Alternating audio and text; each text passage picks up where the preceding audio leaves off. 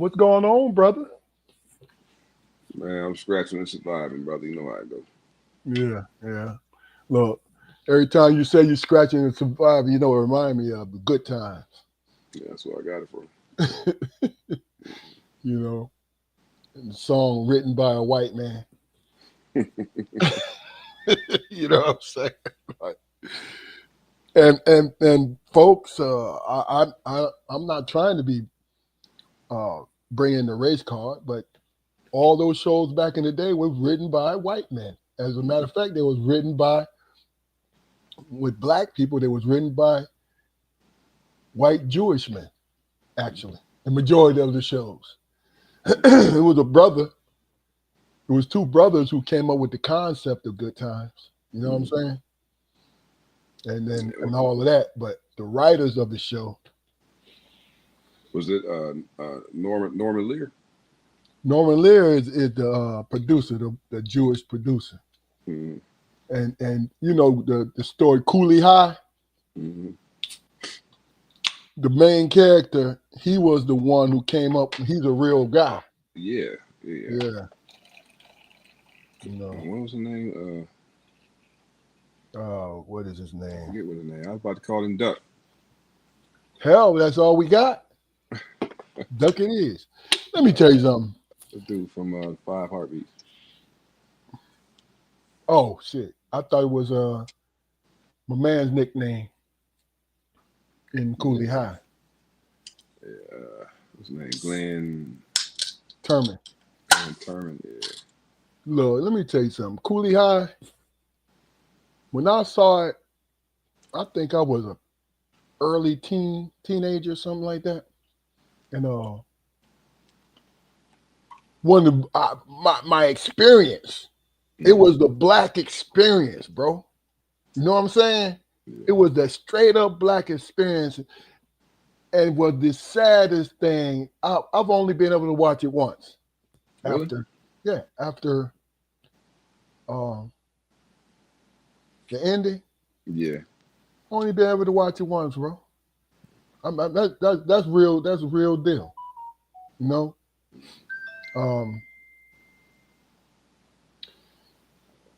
I mean, but that was the black experience, though. You know what I'm saying? Them house parties, the whole nine. You know what I mean? Is it gonna be belly rub? You know what you're doing. But yeah, it was named Cochise and Yeah, Cochise. what's dude's name? I cannot remember. And look, the cats, you know, the ones who end up getting killed, going to prison or wherever the hell they, you know what I'm saying? Mm-hmm. They remind me of the cats that be out here doing dumb stuff. Yeah. You know what I'm saying? Doing dumb stuff. Like, wow. And what was that? It was an old school movie, man. It was about two New York uh street gangs, man. Oh yeah. And it was the Lords and with a dude. Yeah, I know what you're talking about. I forget the name. Something. It has his name in it. It had the main character's name in it in the title. Dude, like that's right. That's right. The I gotta take them Lord, off. I take gotta them take them off. off. Take Yeah, them off, man. yeah. We all can take them off. You Mhm. know.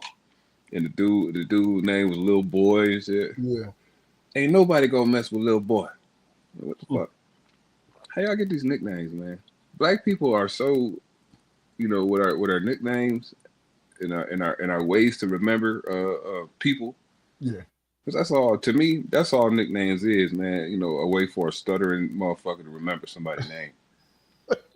So you just think it came up with the concept of wanting not to, you don't even want to be bothered with nobody's name. I mean, I'm like this. You and Damon, y'all got your nicknames from the mud. You know what I'm saying? I didn't have a nickname until I was 23. You know what I'm saying? Mm-hmm. And it was by a reason why, because I was the only Midwest Detroit dude Ypsilanti, Detroit dude in Pittsburgh. Mhm. And I used to, dog. What up, dog? What up, dog? Do that all the time. Me being 6'9", you know what I'm saying? Big black dude. He graduated from, they calling me dog all the time. They're a big dog. Mhm. Now, my claim to fame is this. I got the name Big Dog nickname Big Dog before Glenn Robinson did. Mhm. But then I think I kind of got the nickname at the same time as my man that played for Utah, the wore the goggles. Back in the day, played with Karl Malone. What's my man's name? Because they called him Big Dog all the time. I forget his name. But that's funny, man. The origin of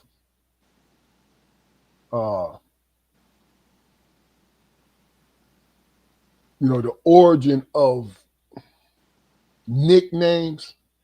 Mhm. You hit on something like that because let me think. I'm gonna think of some of the craziest nicknames I've heard. Knew a cat when we moved back to Ipsy.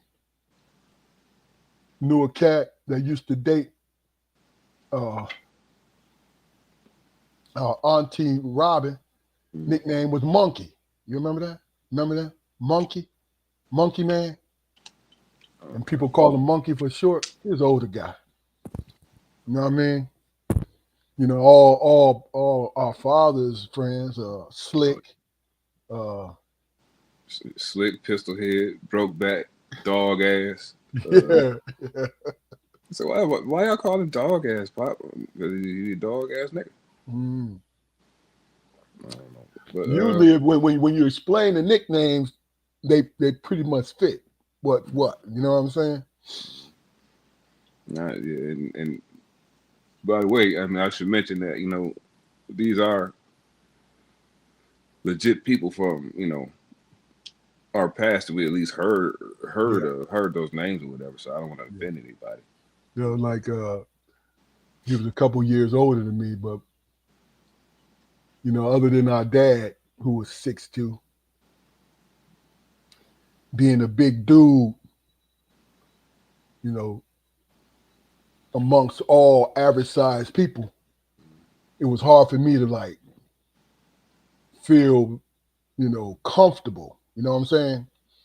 But then I went to ninth grade. I went to Ypsilanti High School, and I'm playing ninth grade football.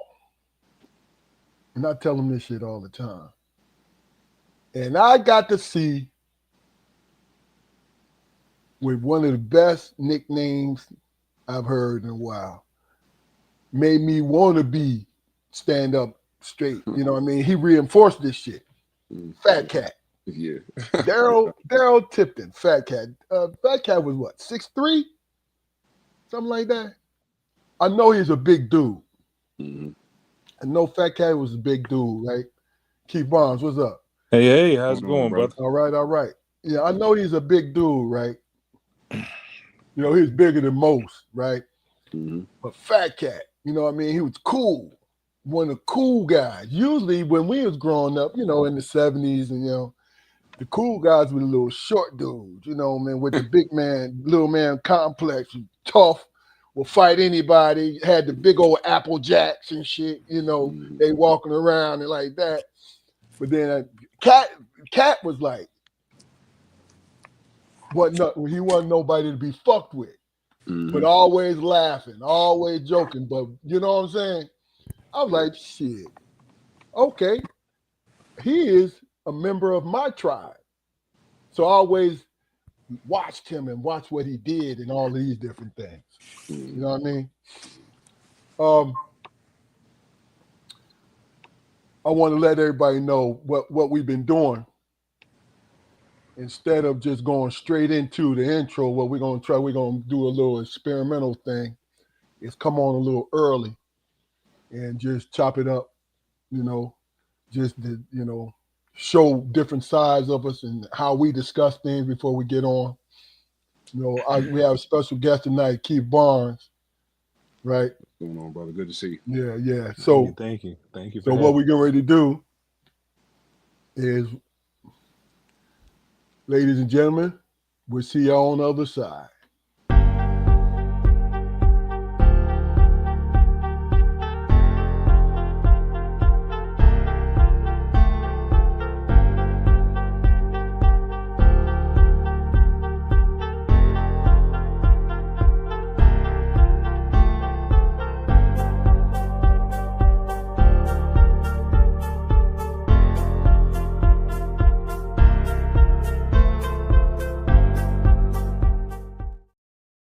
Welcome, everybody, to this episode of Strong Perspective Podcast. I'm one of your hosts, Keith Armstrong, along with my other host, Uncle Spoke, and our special guest tonight, Keith Barnes.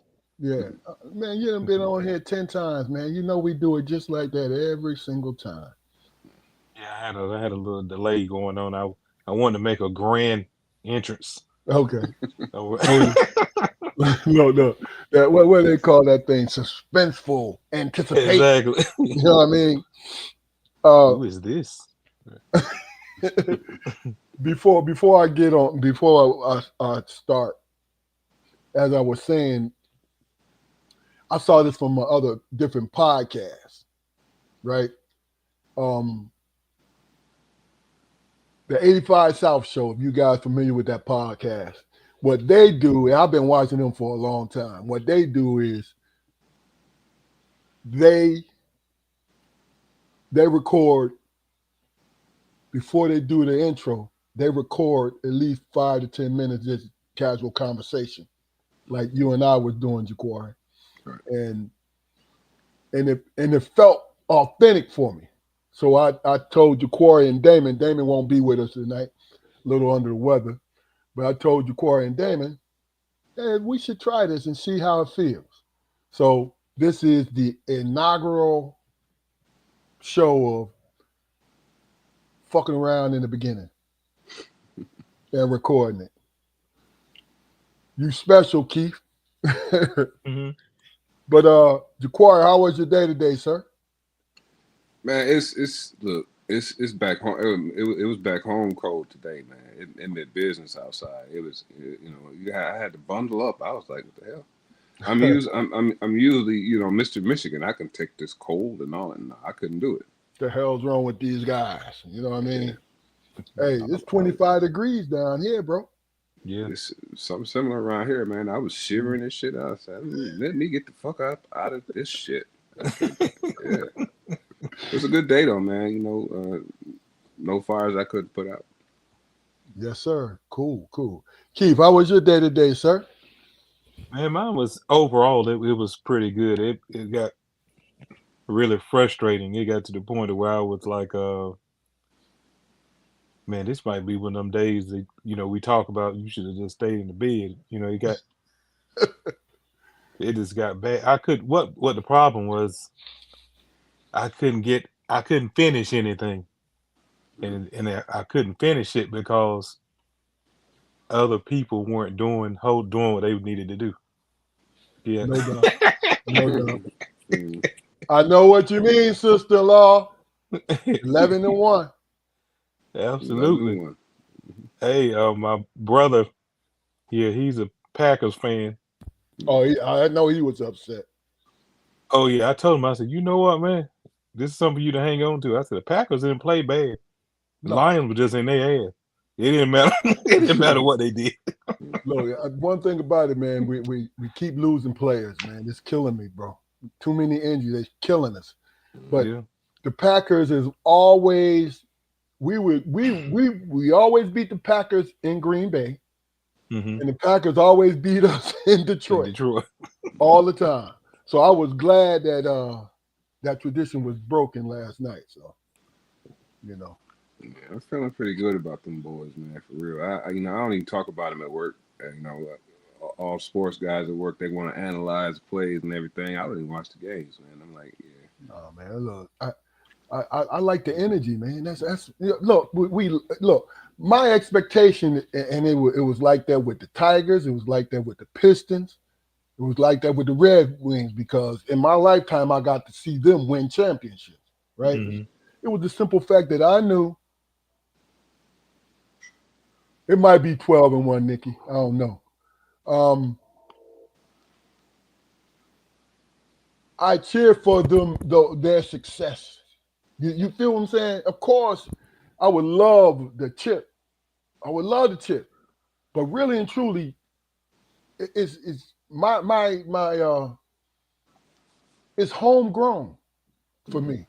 You know what I'm saying? Since I was a little boy, no matter what their records are, I had people that I looked up to with the Lions, with the Tigers, with the Red Wings. You feel what I'm saying? With the Absolutely. definitely the Pistons.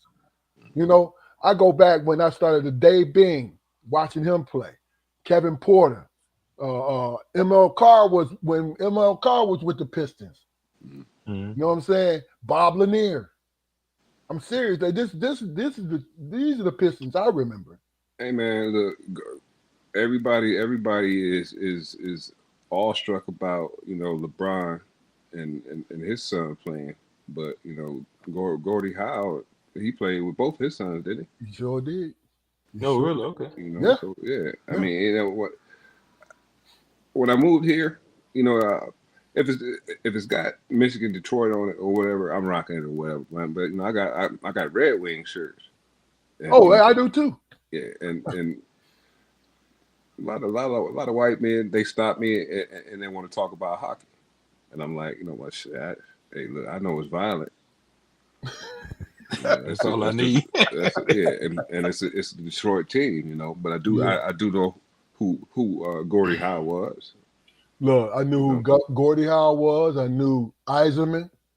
And there's some couple other guys that gave me time to think about it because I used to watch them all the time. You know what I'm saying? And I'm just glad, man, that they bring some positive light to the city, man. I mean, there's always been something positive there. First it was cars, then it was it was music. Every so often you get a sprinkling of a sports team. But other than that, everybody cringe and get scared when you say Detroit. Yeah. I'm like, I mean, look, we come from a blue collar place, man. Yeah, man. Bring your lunch. You know what I'm saying? That's what it is. That mentality, and I've always loved that. Of course, you want the loot, you want the bag. Mm-hmm. You know what I'm saying? Yeah. But the blue collar attitude, that hard working, no nonsense. I love that, man. Mm-hmm. I love that. What you say that the heat is in the shovel, son. The heat is in the shovel. Yeah. Hadn't heard that before. Yeah. What you say? How that go, Keith? I'm gonna tell you where I saw it from. It was a cartoon, and it was cold outside, and there was prospectors. And the little novice, he cold and all this shit, right? The old dude looked at him and said, "Hey man, get to working. I know you're cold, but the heat is in the work."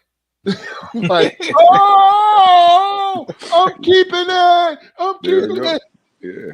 The heat is in the work, Jack. The heat is in the work.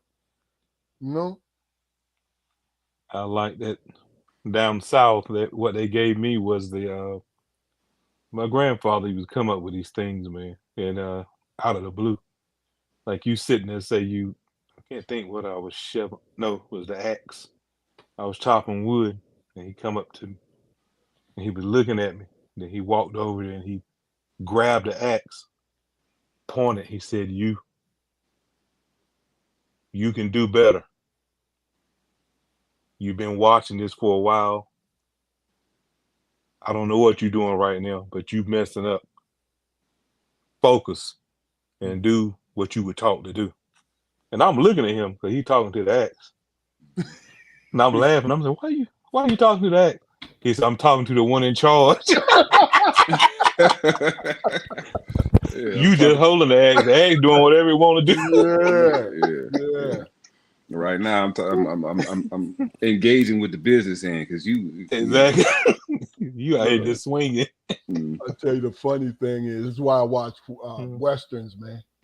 Westerns, when you talk about cowboy logic and some of the sayings, bro. Love it. Oh my goodness, man. I love it. I look Man. my favorite one, man, and I cannot remember the name. I seen him with Pop one day, though, because he was the biggest Western junkie that I've ever known, man. But dude walking to a saloon, sit down, belly up to the bar, get him a drink. It's another man standing next to him, right? He drank his drink. This dude was looking at him, pour him another drink, and he finally look over at him and he say, "What you looking at, partner?" He says, "I don't know." He said, "Well, you keep on looking, and you're gonna see me kill you." Now, you can't get no more business than that. You know what that was? Was that from Tombstone? Billy Bob Thornton? No, it was an old school, man. It was, okay. one of the ones we used to watch on Saturday morning. Listen, guys, if you want, and the modern Westerns try to do it, but if you want, when it comes to word-driven, this comedy, that cowboy logic is crazy, man. It's crazy. Oh yeah. That's why. What was it? I'm sorry to cut you off, Keith, but when Deadwood came on, and then I seen another documentary about Deadwood in particular, and they talked about that was the way that people spoke back then. Yeah. People really talk like the guy who the writer for NYPD Blue was the first writer in the first couple of years on Deadwood. I think he produced it also, and just and he added a little artistic license to it. But I watched Deadwood because of the dialogue, man. The dialogue, yeah. Man. Yeah. The dialogue was just crazy, it was crazy. Yeah, go ahead, Keith. No, I was gonna say I don't know if I don't think it was Billy Jack, but it was a movie where this guy had came up and he went up this hill. This guy in his Western, he had a group of people that were like followers. They started following him. They were in this village, and this guy come up and he had his little gang, and he had the Comancheros that were on the way and stuff. So they stopped at the bottom of this hill, and they went up where this guy was set up on this high ground. So the guy went up there and he was talking junk, and he said, "Hey, you got this many hours to, to come out and turn over the girl and all this other stuff, or, we're gonna come up and do this, that, and the other, and all this other." And the guy was sitting there looking at it, and he finished. He said, "You understand that?" He said, Yeah, I understand everything you say. He said, "I got one question for you." He said, "What's that?" He said, "How are you gonna get back down the hill?" You know what it was? Was it with the Western with Steve McQueen in it? That's it. No, Steve McQueen. Was it Judge Roy Bean? No. What's the guy was with what is his name? He has the salad dressing and stuff like that. Paul Newman. Paul Newman. Yeah. Paul Newman was a white kid that was raised by Comanche Indians. Oh, okay. I know that Western. That's it. Yep.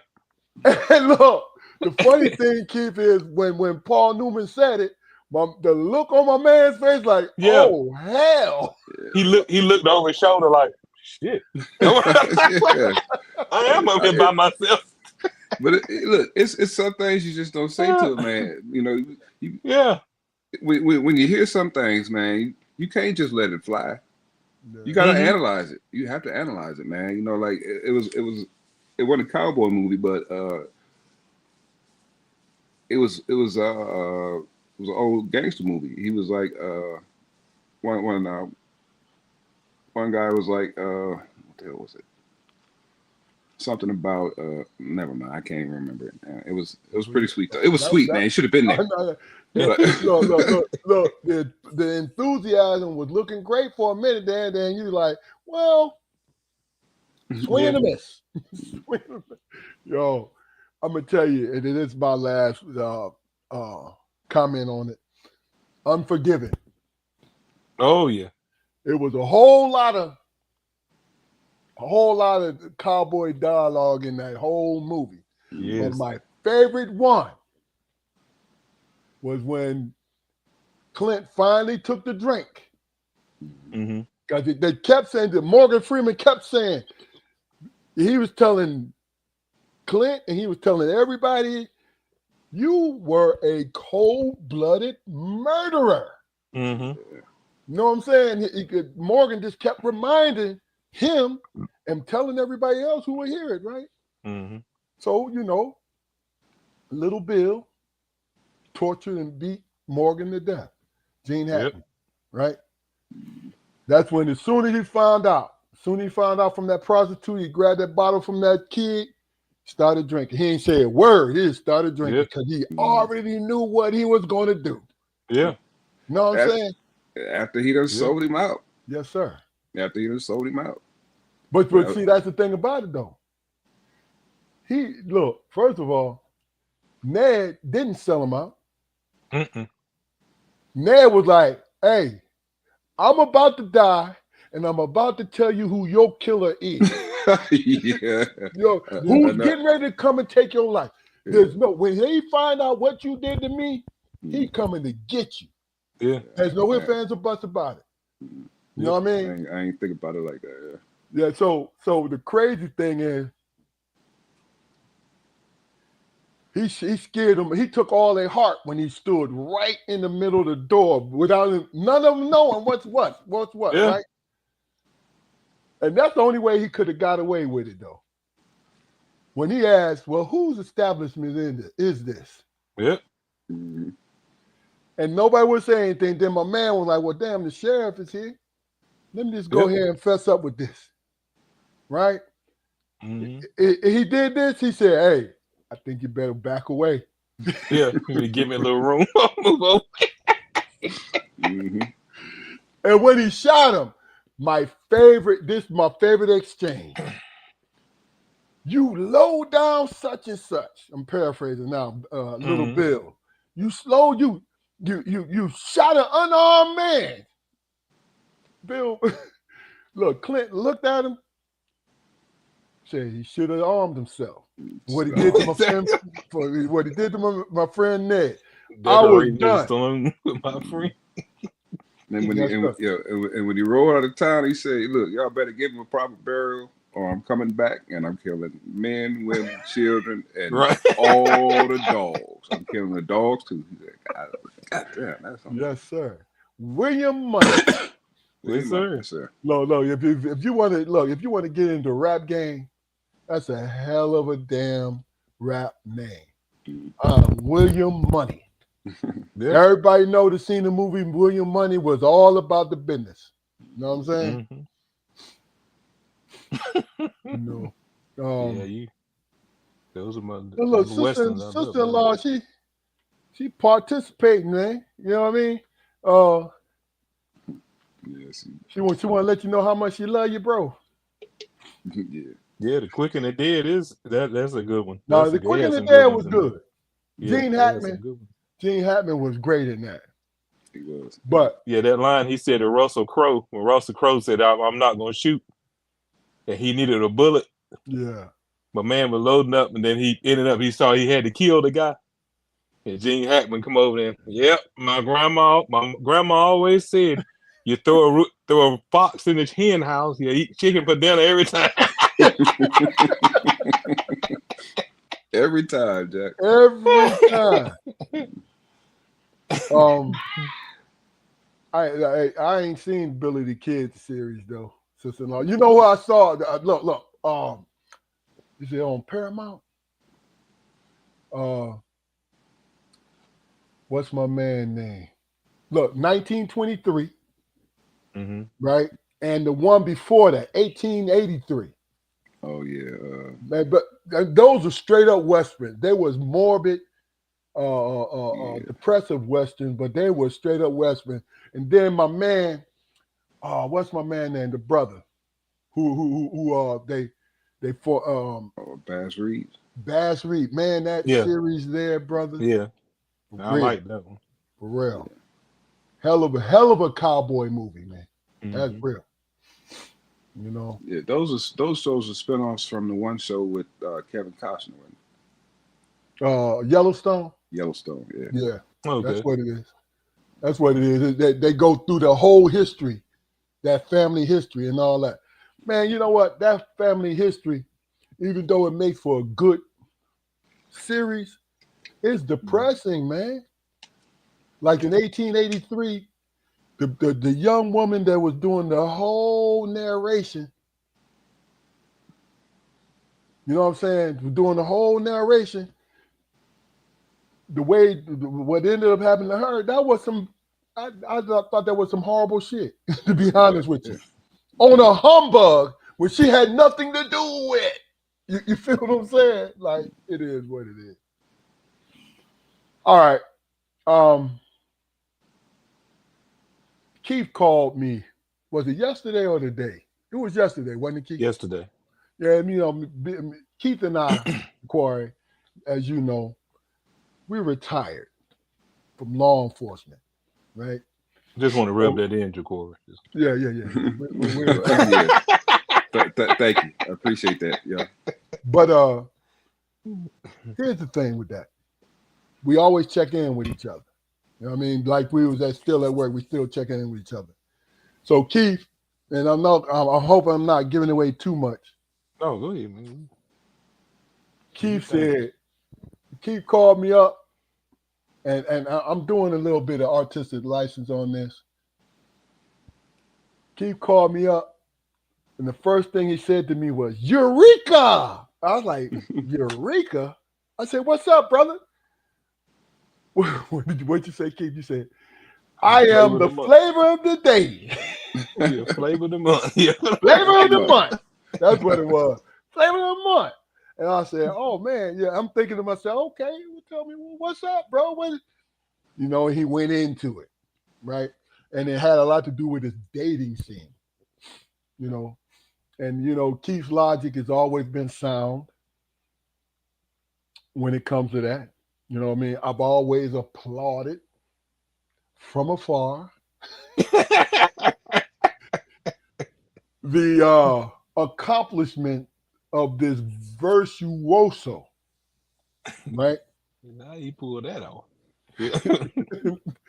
and it's not mostly how he pull it off. It's a simple fact that he's living it like he get it. Like that Indian joint. I'm living it like I get it. You know Right. But what came up was, and that's the title of this episode. What came up was this is my interpretation of what he was saying. Mm-hmm. Understanding being single and dating, understanding women being single and dating, right? And as I was creating the episode, I was like, you know what? That's a good topic, but then I added a little bit of flavor to it, like dating. Is there a difference between dating as an older person when it comes to a man and a woman, older woman, dating an older woman around your age, or it don't matter? Women, the way women think, and I'm not trying to isolate saying women don't. No, I'm saying to you is, what I'm saying is your approach as a bachelor. How do you see?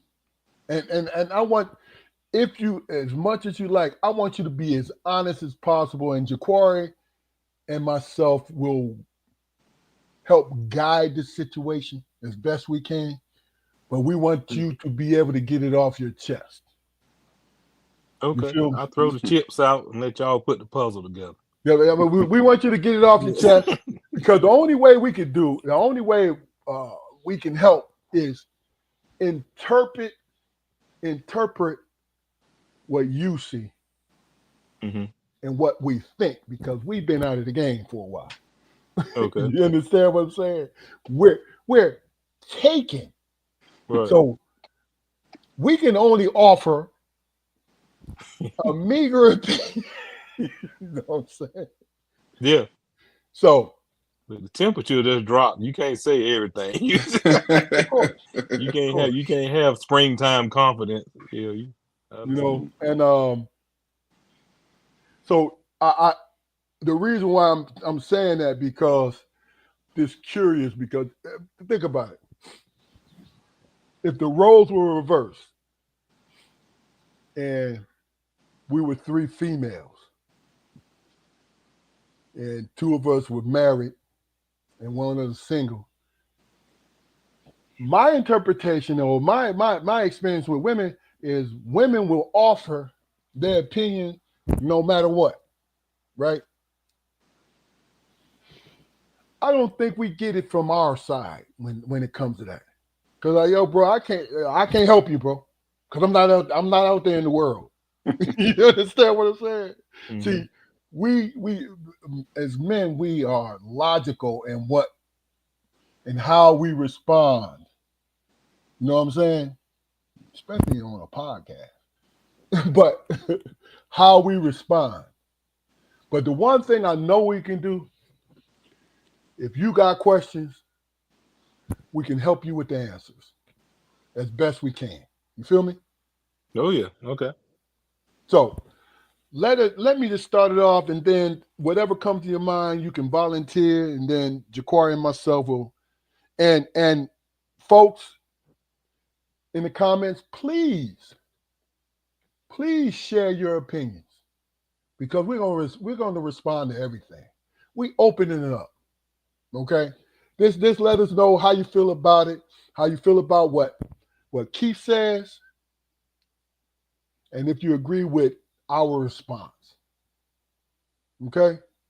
So let me ask you this question. How do you see the opposite sex being a single man?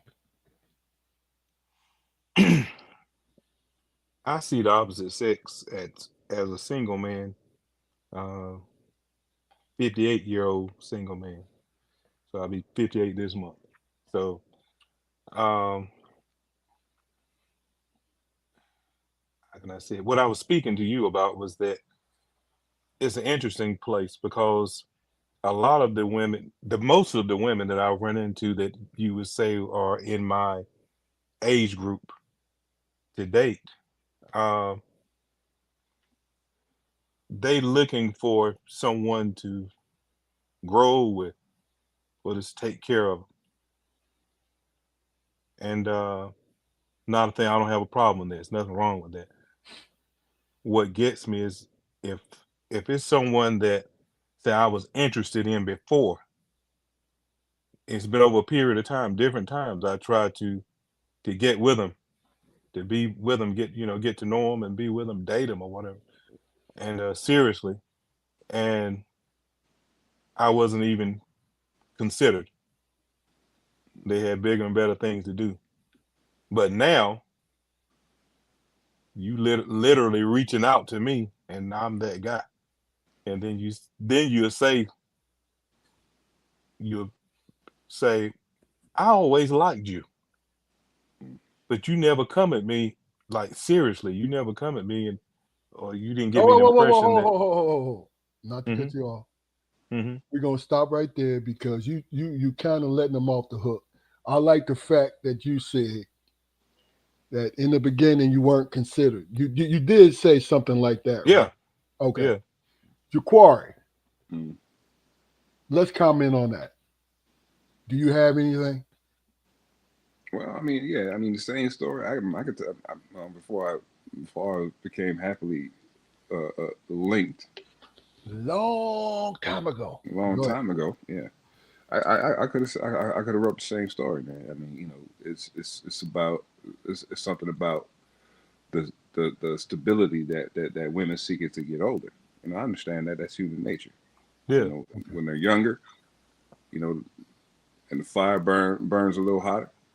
You know, they put it out there that they want to go after what they want. I understand that. Hmm. Okay. I understand that. Nikki, we see your comment. We're going to get to that, but this is a process. Um, my whole thing is this, and this is how I see it. Hmm. Um, I agree with you, but I think the only caveat to that is, me personally, what do you feel is worth your time? You understand? Because if somebody can circle back on you, that means you're waiting for them to decide that they want you. Yeah. What it well my thing. Well, the thing that's getting me that y'all help me to tell me if I'm wrong, but I feel like you bring him in the ice cream truck after you done sold all the good stuff and whatever's left, that's what's left. Because you can't give me children now. That is, you can't give me children. You Right. already have children. Gotcha. They may be grown or whatever, but Gotcha. you can't give me children. I can't do nothing but take care of you and spend time with you. Mm-hmm. And stuff that I have some options. I have younger options that can give me children, or they have more energy to do more things. They're more event. I can have more fun with them. It's more stuff that they want to do. So you're not the type to go to dinner and need to take a nap after dinner. Then you need to work that energy off. Yeah, yeah. Because now, I mean, because I'm joking, man. I'm joking. Don't even no, answer. you that's pretty much it. You know, because yeah, I'm sitting around thinking about, yeah, I like to go to Barbados and walk Gotcha. that trail I saw right there. I still have that energy. I can still do that. I ain't Gotcha. gonna walk it fast, but I can walk. You hear Squire, it. You you hear. throw your face up, so I think you was waiting to say something. Yeah, I wouldn't necessarily. Well, just on the comment that you made about the circle back or whatever. Hmm. I wouldn't necessarily say that it was a scenario that a person would be standing there waiting around for this person to come back. I mean, paths cross. Yeah. When they do, you know, it just might be this just might be the time that she come back to you when she done burned away all that bullshit and she ready to Yeah. to be serious about things. But Right. okay, But great point. but but Great point.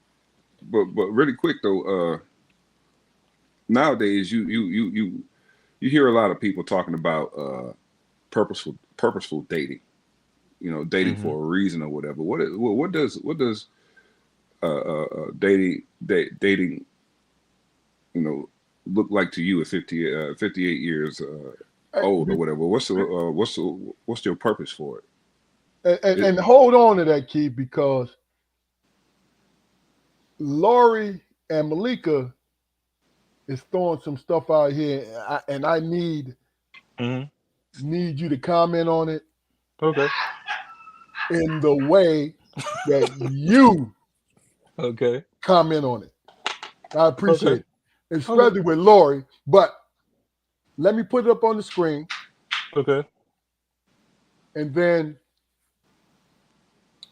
you respond. Realistically, can you keep up and satisfy younger options, or just trying to be sugar daddy? Oh, okay. I've always been a sugar daddy. That's my job. Hell yeah, I've always been a sugar daddy. I, So hey, yeah, I mastered that. Yeah. that's my friend, and I know Yeah. he has. But go ahead. Yes, I've always that's what my specialty has been sugar daddy. I'm a booty scavenger. So that's what you want to call it. But yeah, I can keep up and satisfy younger options. Okay. Because now it's what Michael Jordan say, now I don't have to use finesse. I have skill now. So Okay, yeah, Malika. Malika says, you too old. so I'm So assuming now- you've been around the block too, to- taking care of how? Financially or literally because she's older? both. Both. Yeah. From the women's perspective, it's a package deal. Yeah. Yeah. So you got to help her out the bathtub when she get clean. Then Yeah. Because I'm literally, man. This literally. I was told, hey, how endowed are you? He said, are you? I said, well, I ain't, no, I ain't got no baby arm or none of that. Yeah, no. So don't be expecting that. Don't be expecting nothing. Just go give you something to go brag about. I said, but I said, how did she say that? She said, oh yeah, I'm gonna turn you out then. I said, okay, you gonna turn me out? That's all right then. I'm waiting to be turned out. Been a while. Then the next day, I meant to call you. I knew I said I was gonna call you this morning, but I couldn't even get up this morning. I was I was got you. I my got you. back and stuff. All I right. got some stuff going on. No, I wanted to give you the chance to say that you got a strong back. Now we good with that. Yeah. Now, Malika says you may be the issue. You lead with the pocket, that may and be. that's why the women are presenting being taken care of. Wow, that kind of smacked me in the head with that, bro. That could, yeah, John, yeah, Malika's she's absolutely right. At one time, that was the problem. That I was the problem. Hell, you pointed that out. That time when you told me, you told my Key, you picking them, they ain't picking you. I keep getting the same people, type of, even though they look different, the same type of person. You said you choosing them, they not choosing you. It's about commodities, though, man. I mean, everybody, we barter through our whole existence. This for that and that for this. I mean, that's what it is. Fair exchange ain't never been no robbery. I'm gonna tell you, to be honest with you, just from a humanistic point of view, not a dating point of view, it is how much you want and how much you're willing to give up when it comes to just interacting with your wife, with a girlfriend, with somebody you're dating. You know what I'm saying? Because really and truly, we do see people's shortcomings, male and females. We see your shortcomings, but we say to ourselves, you know what? And this is my opinion, guys. I see this shit, but the goal is over here. And that's what I'm shooting for. I'm shooting for that goal. So we may outpace it. We might outpace this bullshit that you on, sir, ma'am. You know what I'm saying? We might outpace this where we don't even have to go through this thing because we're more mature. You know what I'm saying? What I've noticed. Oh, go ahead, Keith. No, I was gonna say what I've noticed about married men that are like you all that's been married a while. Y'all have I'll call it a sliding scale. You got to have it. There are points where you put your foot down, it's like, nah, XYZ, and then you have a tolerant side, and then it's like, okay, I'm gonna discuss it. You know what? I ain't gonna say nothing right now because it's gonna get ugly. and somehow y'all get the balance, and your wives go up, they get the balance. I guess they read you. You know each other well enough. Somehow I don't get in there. Mine is either is up here or down here. Okay. So if I come in strong, run them off. If I come in, set boundaries, okay, here it is. Usually they eliminate themselves. But Okay. then if I kind of call myself being lenient, balancing it, sometimes I'll let too much go by. And then when I try back to go get it, I pretty much got to tear it up to, Okay. because now it looks like I switched up. Okay. So Jaquari, should I take this first or should you? Well, just really quick, man. I mean, that's just you you do things, you do extraordinary things for fondness, let alone love. You know what I mean? Mm-hmm. So sometimes you got to bump your head in those situations, man. Mm-hmm. The caveat is, is learning something from that shit. Yeah.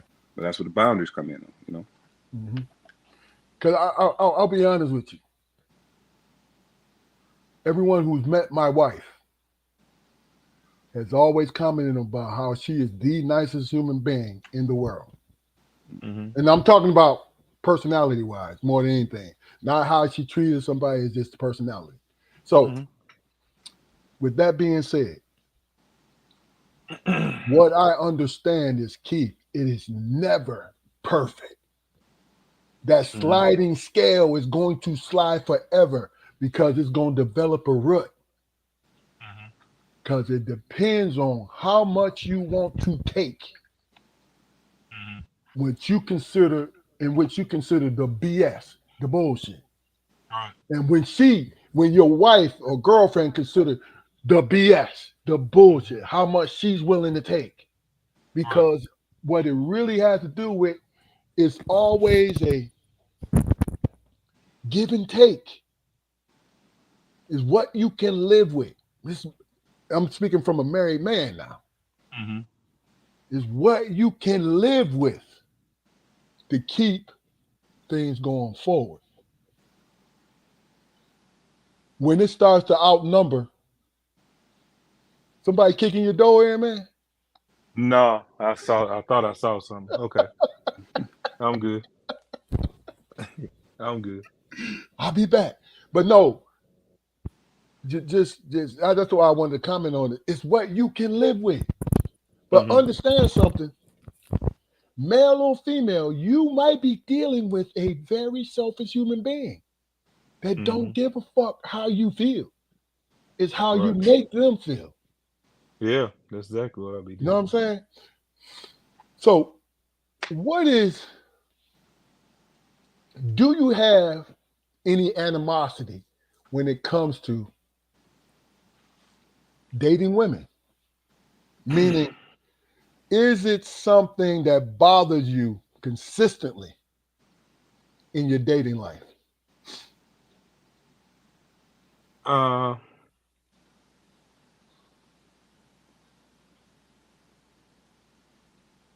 Yeah, the thing that bothers me is that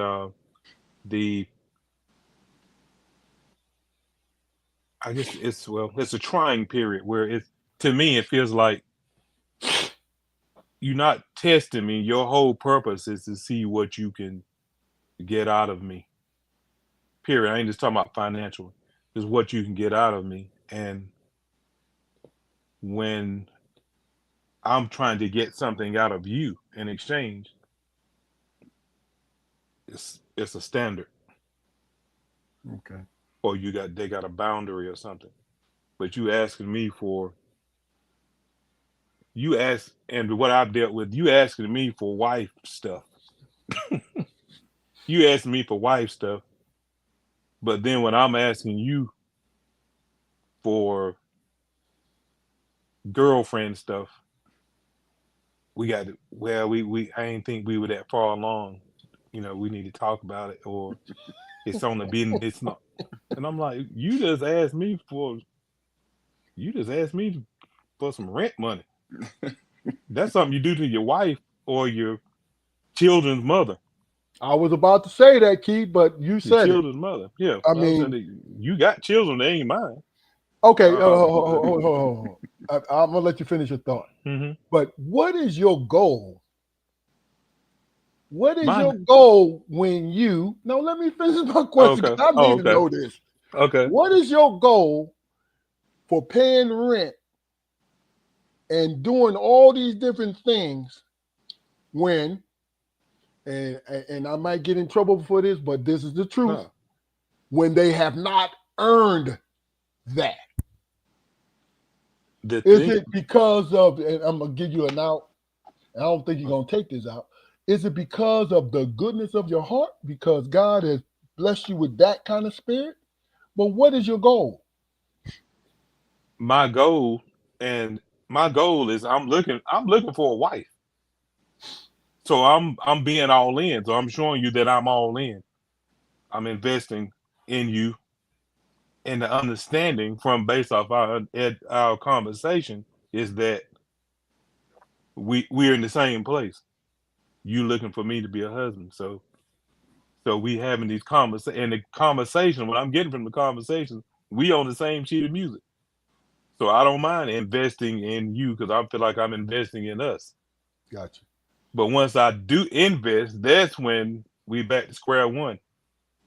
And I'm sitting there, I was like, okay, this bae, this boo. And he's like, hey, Mr. Key. I'm like, what the hell? Come out the shower and it's like, I said, we just tore this room up last night. Why are you hiding behind the towel? Well, I'm like, come on, man, you got some personality But issues. Key, Mm. what have I told you? What was my advice when it came to dating? What have I told you throughout the whole years? You remember? Because I can refresh your memory. You can. The thing that stuck in my mind was you like, well, one that we know. You said, look, man, enjoy. It's day to That's day. it. Just That's enjoy. it. Don't That's have no it. expectations. That's it. Yeah. Don't have no expectations. Just enjoy it. I mean, but, and I'm saying that not to say that for you to become an evil character in the scenario. I'm saying to you is, damn, Malika. Feel like a sucker all this time.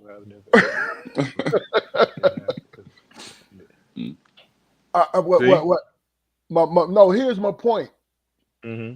I've always never understood, because see, here's my thing. Understanding the ratio of men and women in this world. And even if it was 50-50, the fact that if this is not working out here, and I can't force this square peg into this round hole, I need to move on. Yeah. As much as my heart is involved in this situation, I think God blessed me with that. Like, as much as I love you, if you're not loving me back, it's time to shut that valve off until it's time to rewater the soil. You feel what I'm saying? And it's not like, I'm some kind of guru. No, I understand my worth. And my worth has nothing to do with. And see, this is where I think we make a mistake. And I want you guys to comment on this. I think we make this mistake because we've always been conditioned as men to do. Our only worth to our women is to be providers. Because what's more important, and that's what usually in marriages and boyfriendships is being a support system. You know what I'm saying? Because you can throw money at shit all day long. What is money gonna do when you throw it at a wall? It's gonna bounce off that motherfucker. Right. You feel what I'm saying? You can throw money at a situation, or it's not going to solve the situation. All it's going to do is just soothe it. You feel what I'm saying? And Yeah. it has nothing to do with, I'm not smarter than anybody else because I'm emotionally invested in every relationship I've ever had. Mm-hmm. You feel me? So I was a sucker. But guess what? Me being a sucker did not tear me down because I realized that was the mistake. You and I talked for years, Keith. Mm-hmm. And that was always my thing. I'm like, what about you? I know what you say she's not giving you, but what about you? What are you giving yourself? What do you guys think about that? And be honest with me, man. If you don't agree, please tell me. I just want you guys to comment. Yeah, I mean that's a very rational approach, you know, and I respect it, man. But unfortunately, you know, people don't get it when they're supposed to get it. They Yeah. get it, you know, years after everything is just spoiled beyond, you know, repair. Unfortunately, Mhm. yeah, it's a weird thing for sure. But yeah, And with me, it's tough because even from childhood, I've always, it's like I'm programmed to help others or do others. And if I'm doing something for me and I see you lacking, I feel kind of bad about it. I feel like I should at least share what I have or something like that. That's just me in general, in nature. Okay, so what does you, and that's a great attribute, right? Mhm. How do you equate, and excuse my rawness, everybody, but how do you equate that with the coochie? I'm a pleaser, Now so I'm listen, doing it. but you hear what I'm saying to you. Yeah. Something for you to think about, not Hmm. disagreeing with you. Hmm. I'm saying, why group that there? Be honest, I don't even realize I'm doing it until Because after the fact. When I think about it, then I'm like, man, when I give, man, and this is what I'm saying to you, when I give, I don't have no ulterior motive to it. right. I don't. That's me. You know what I'm saying? I don't want, if I was single, I'm not gonna give because I want you to be my woman. That's crazy for me to even think like that. Hmm. You want to know why? Because this woman, no matter how beautiful personality she have and all this early on, she has not earned it. You're the only one that's earning this thing. Hmm. That's all. It's like I'm thinking mostly on equal basis. Like that's all I mean, bro. It ain't no such thing as better of the sexes. Go ahead, Outs- Jaquan. outside of let's say a male's immediate comfort and everything. I mean, at what point does he realize that more than likely his if he feels like he's being shorted in any way, does he realize that more than likely his efforts are being matched? Uh, You know what I mean? Give me a little bit more, bro.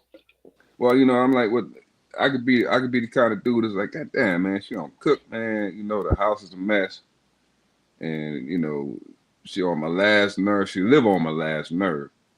You got all these things that are going wrong from your perspective or whatever. But a lot of us give a person, what we receive. Okay, I see what you're saying. I, So I, so what you think? Are you done, Jaquari? mhm. What you think, Keith? Or what he said? If I'm understanding, uh, you so in a said nut, she. Okay, go ahead. yeah, in a nutshell, man. Like I said, man, as a man, I can have all these what I believe to be legitimate gripes and shit. You know what I mean? But if my woman is matching my efforts, then how much effort am I really putting forth? Well, that's I understand exactly what you're saying now. My experience, honestly, I haven't had anyone to meet my effort. Hmm. And I've literally been told by more than one woman that I said, well, what? Why? I asked them that. I'm like, why don't you giving in? Why aren't you pouring in? I said, I'm asking you simple stuff, and I always got to work. I said, I've been auditioning to date you for months or sometimes a year. Mm. And one told me, she said, I was feeling good. I haven't been treated that way. I'm not used to it. So I didn't want that to start. I realized that you were doing that to win me over, but I didn't want that to stop. So I just that's my way of keeping it going. You Mm. kept trying harder and trying harder. So I was just enjoying the ride. So I said, so you being an asshole because it felt good. You were enjoying it. I, and It- you know what's so crazy about it? Go ahead and finish your point, then. no, well, I was just saying that's what I was told, and I'm thinking honestly, I was thinking mental illness. Because there's some level of mental illness going on, and not only that, you son, I'll just say it, y'all, ladies, don't. I'm just. This is a question: Is it? Do you think women are literally up here somewhere between a child and them and us?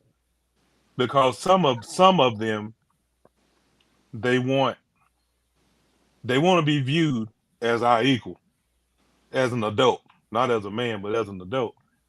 But then they want as far as accountability, they want the consequences of a child. Yeah, I get it. I see. My family will tell you, and my friends will tell you, the Malik, I'm kind in of this. person, the kind of person that I am Hmm. is I'm a giver, Me too. Yeah.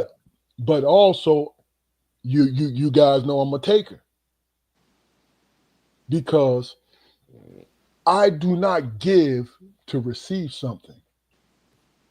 Now this is not right or wrong. Hmm. This is helping me with my mental health. You understand what I'm saying to you? I do. Because I am like everyone else. I get caught up in the roller coaster of all the bullshit. It is what it Hmm. is. And that's the best way to put it is bullshit. So, what would you say if I said men and women don't share the same sense of fairness? You spot on. They don't. No, They don't say the same. you are right to a point. Men and women don't share the same sense of fairness because men do not uh, let women be accountable for their bullshit if they're bullshitters.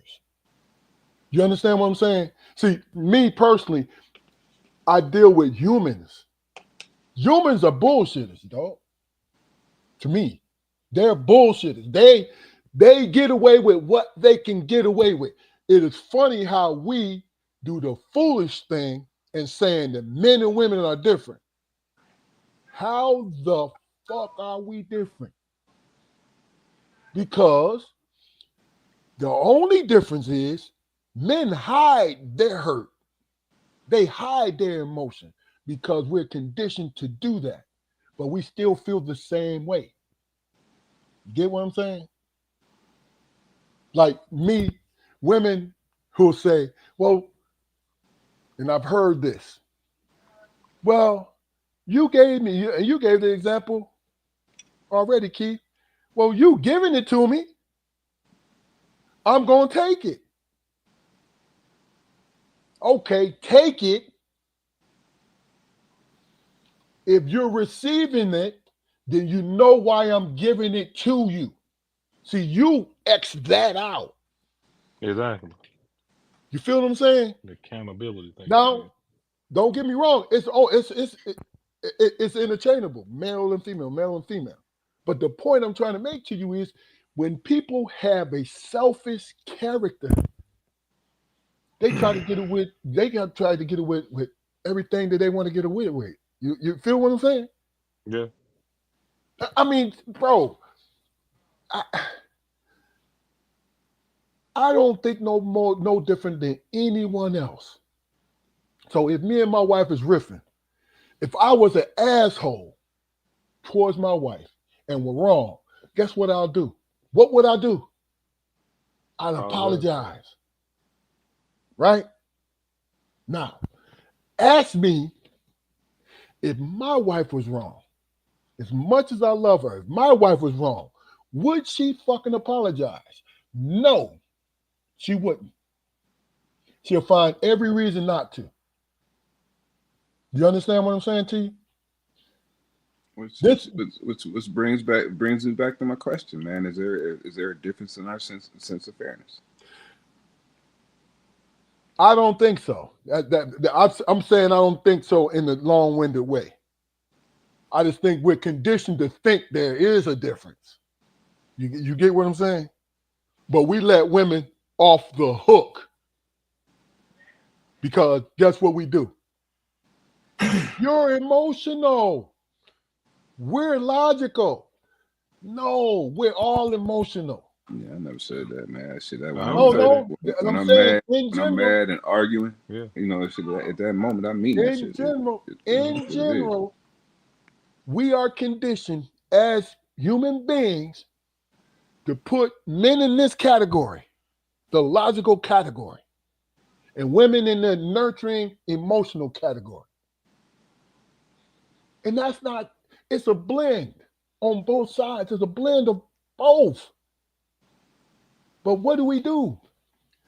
The world conditioned us to say, oh, this is what this is.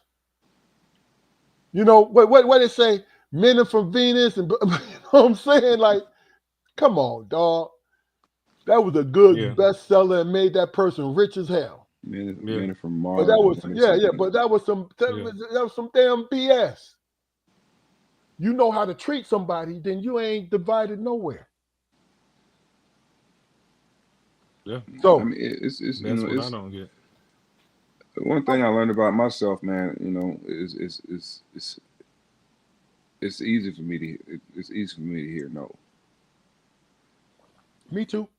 Very easy for me to hear, you know, and deal with it. You know what I'm saying? But y'all both know it's easy for me to hear no, but I'm gonna talk shit along the way if I need to talk shit. You know why? Because it's therapeutic. And it lets my wife know, or any other woman know, that it's my choice. It's not because of your feminine wiles. It's not because, you know what I'm saying? Like, woo, you got me mesmerized. Oh, yeah, go ahead. No. Yo, no? Okay, cool. You know that's kind of fucked up, don't you? You know what I'm saying? You know I'm not going to do that again. I'm not going to allow you to do that again. You feel me? Because it helps me, not like I'm winning an argument or anything like that. It helps me to maintain and be able to grab happiness when I want to grab happiness. Because that's the only way we really can truly give our women joy is if we feel joy.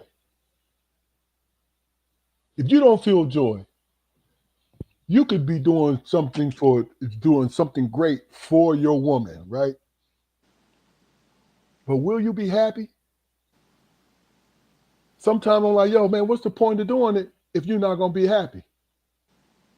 You feel what I'm saying? That's all I'm saying to you, bro. It's When like you, you got to grab onto yourself too when you on that ride. It ain't just, you know what I mean? Come on, man.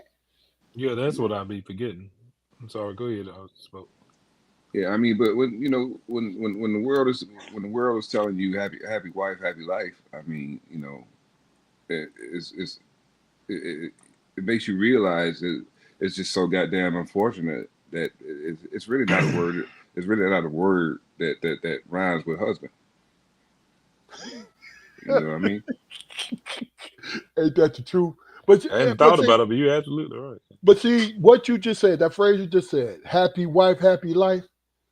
That's another conditioning technique.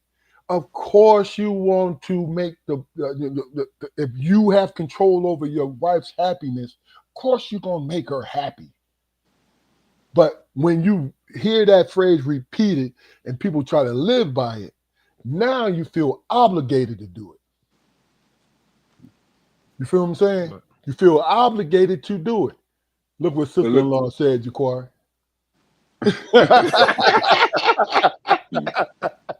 maybe it do in this house. But go ahead, finish your point.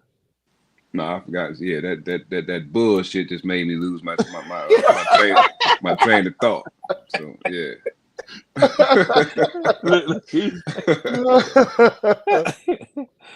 Okay. All right. Well, Keith, Mm-hmm. I asked you about the negative. Tell me the positive that you see being single and dating in our women. Yeah, they're positive. There's lots of positives. I mean, Go ahead. Hey, I want give them their to. shine. They're beautiful. They're intelligent. They are fun. They are fun. They know how to have fun. They know me. I feel comfortable with them. I feel like they were created for me. I'm compatible with them. And that's part of the frustration. And I'll say that to them. I said, man, I love y'all, man. Y'all were made for me. I said, but damn, why? We get along, we meet, we as strangers, we meet, we conversate, and when we go out, we have a good time.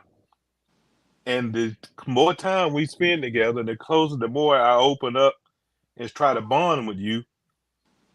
It's just like a little switch goes off, and you're like, okay, we getting along great. Let me give him a little sample of this bullshit I got going on. Just see what he'll tolerate. Ooh, So he you took think that. you think they do that on purpose, bro? That's what it feels like. Because how many times it happens every time. So it couldn't be fear of commitment. It couldn't be the fact that they ain't had the right kind of home training from the right mother. Couldn't be none of that. Yeah, because we had No, conversations. I'm saying the fact that you take it personal. Like, she got up out of the bed, like sat on the side of the bed with her hands on the knees, and she said, you know what can I do to fuck with Keith today? Yeah. Just stand up there. We just made some hot monkey love. We feeling good. You keep going back to that, brother. But go ahead. That's all, folks. We about to go. Yeah. Hot monkey love.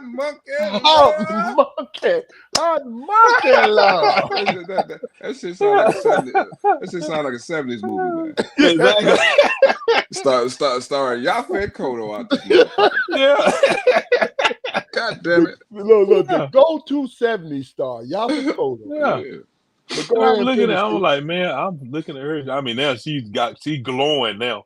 And she walk up, stand over there, get up, roll over. I'm looking at her eyes. She looking at mine. Then she just fart loud. I'm like, wow. Oh, whoa. Hold on. Well, I mean, hold on.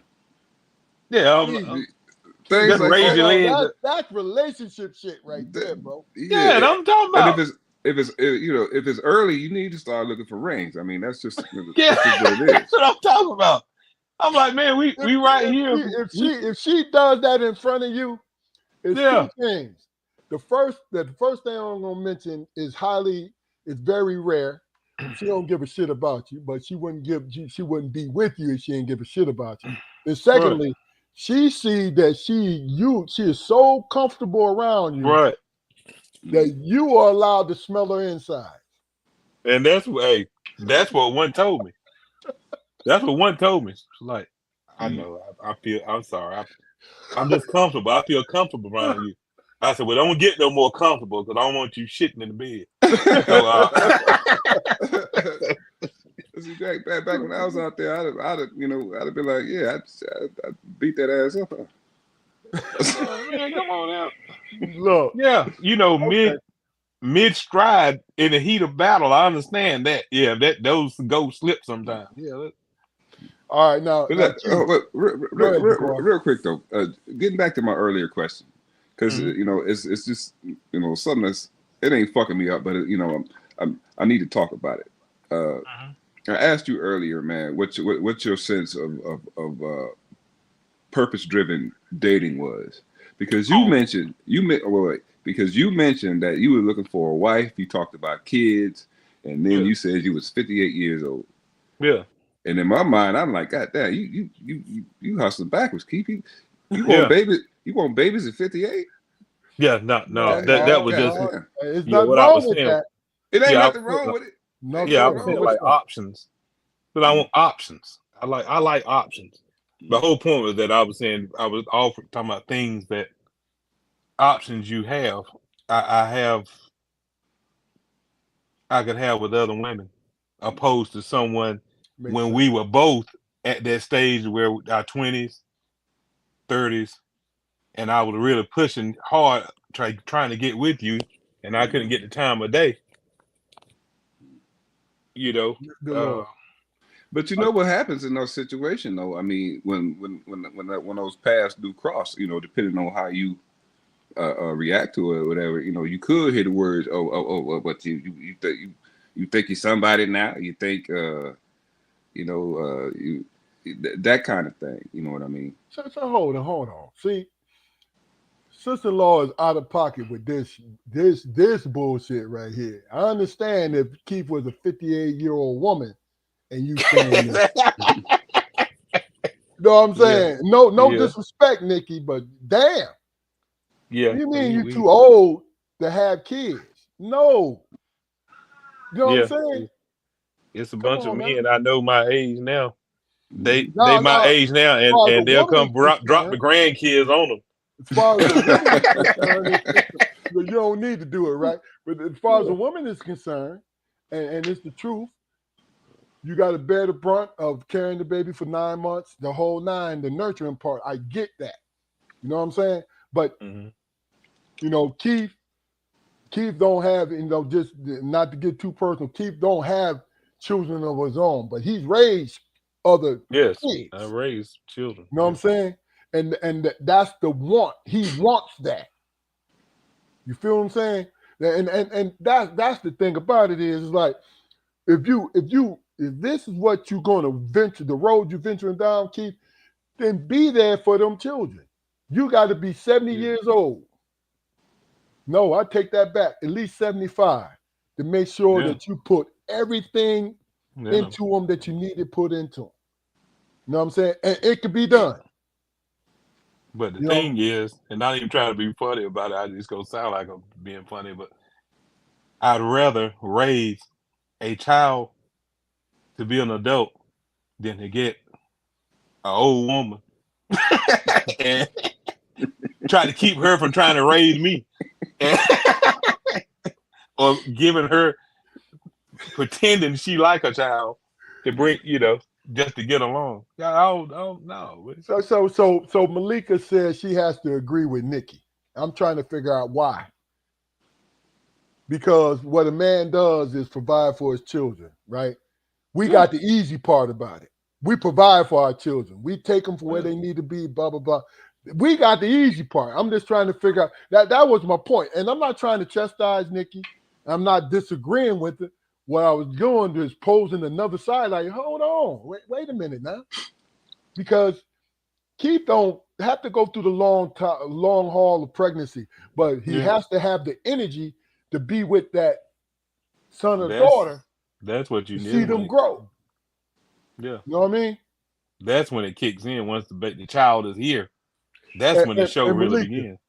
Malika, first of all, just to give you a little idea about Keith, his dating pool is younger. He ain't looking for, no disrespect, he's not looking for a 58-year-old woman. You know what I'm saying? That's trying to raise. That's the thing is, it's not the 58. The thing is, don't try to do. I'm not the do-over dude. You whatever you messed up when you got married or when you in your 30s or 20s, you don't come to me with these standards. Okay, I ain't gonna make this mistake this time. I want somebody that's gonna do this. No, I'm gonna do what I'm doing. Malika said your kid will be taking care of you by 10. That's, look, Malika, that's no problem. First of all, Keith is a country boy, so he got a good 85 years of spryness in him. You know what I'm saying? Well, see, I didn't get married young, so all that energy that brothers burn up trying to deal with all that stuff back in the day, I ain't burnt none of that energy. All that's still stored away. Yeah. And the goal is the goal is tonight not to say somebody's wrong or somebody's right. What we were trying to do is talk to Keith about how we felt about what he's saying. You feel what I'm saying? Not agree, not to reinforce, but just especially me and Jaquari and Malika and Nikki, we appreciate your comments. So it's not like,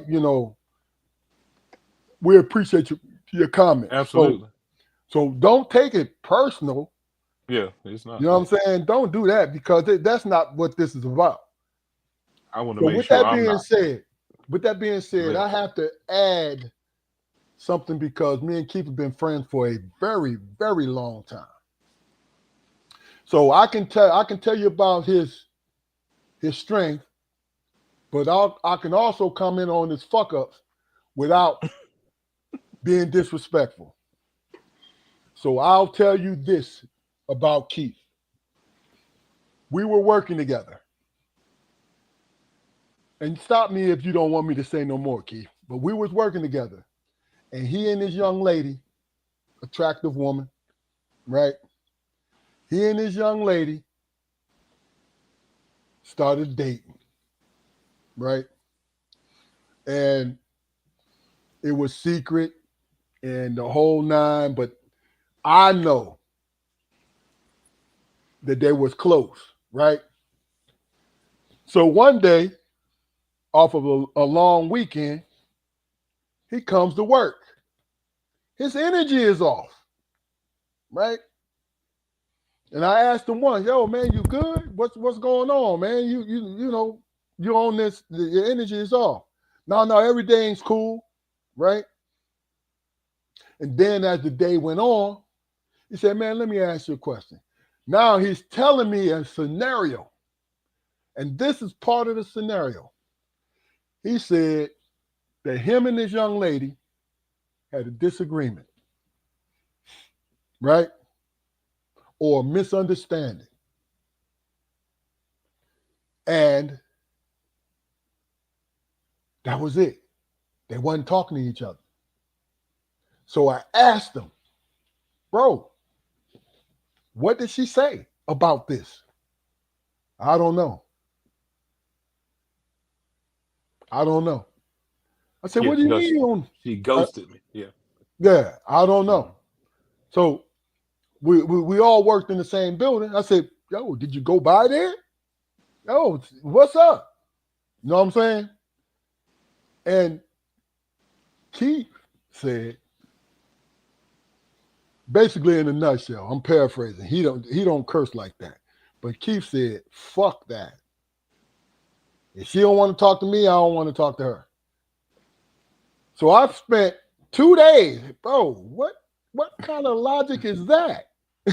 It's obvious that this is bothering you, and you mean to tell me that you did not go and try to find this shit out?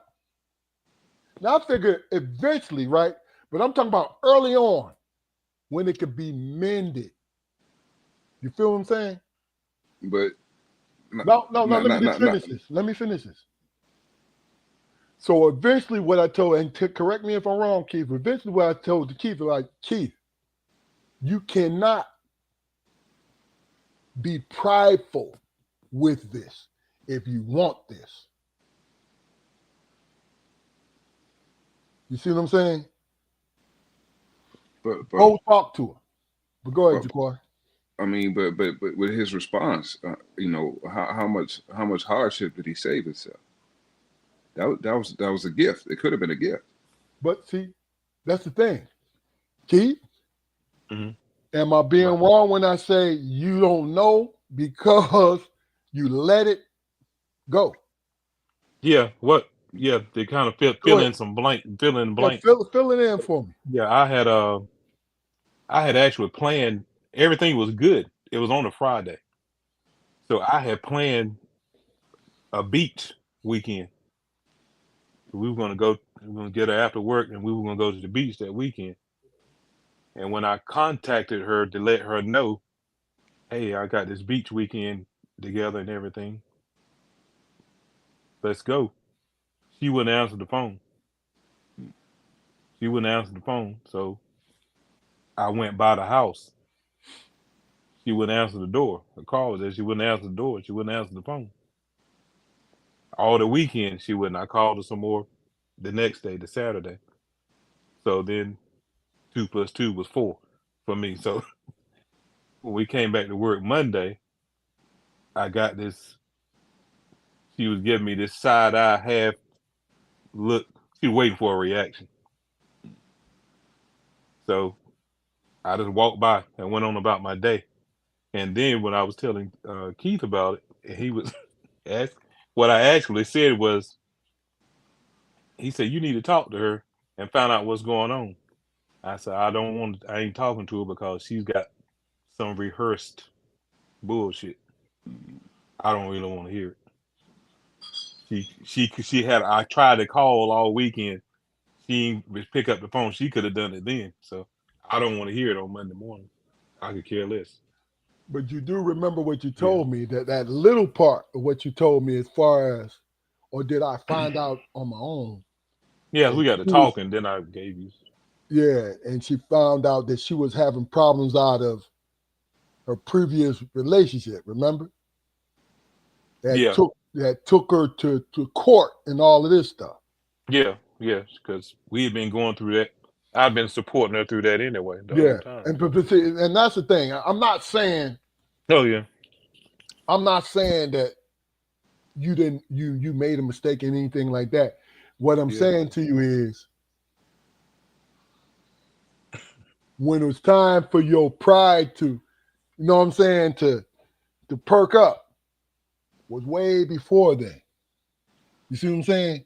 Because you cared about her, right? Oh yeah. Care enough to try. And you and I talked about this. Now, I understood, Jaquar, and I'm gonna let you. I understood where Keith was coming from, so I wasn't trying to force him to do this shit. But the one thing that I did want to do for my friend was put it out there. Hey, man, you should try. It's your choice, and you know better than me. You understand what I'm saying to you? It's not like, oh, dude, you effing up, man. What's going on? No. As far as I remember, it wasn't like that. But I always threw that, yo, man, just go. You know what I'm saying? The worst mistake that we make as men in relationships, period, man, dating or married, is trying to dye a woman's red flags white. It was a blessing that he seen that early. All right, That's what I see. Explain that. Go a little bit in depth in that. you spoke about earlier, Keith. You spoke about people noticing your flaws or whatever, but still choosing to date you or still choosing to be with you or whatever. You know, like I said, red flags are Big there for a Phil. reason. What was going on, bro? Hey, Red, hey, Nikki. Nikki, you doing a little too much now, sister-in-law. can't nobody see, Damn. can't nobody see the comments, man. You don't have to, but I'm good, not, man. yeah. No, you can. You can see They the can only comments. see it when you put them up. No, you can see the comments, bro. But go ahead. Okay. I'll just put them on the screen just to emphasize it. You can see the comments. You can see the comments. Okay. Yeah. I mean that when somebody shows you those things, sometimes it's good for us to just not to write them off. I get it. I'm just showing the other side. That's all I'm doing, more than anything. I mean, I think that I agree with you guys. You know what I'm saying? Mm-hmm. I agree with you guys. It was just more or less, you know, you know, Keith. Mm-hmm. Yo, give it a chance. Fuck it. You know what I'm saying? That's where my head was. That's all that was. Eric, what's Uh-huh. going on, baby boy?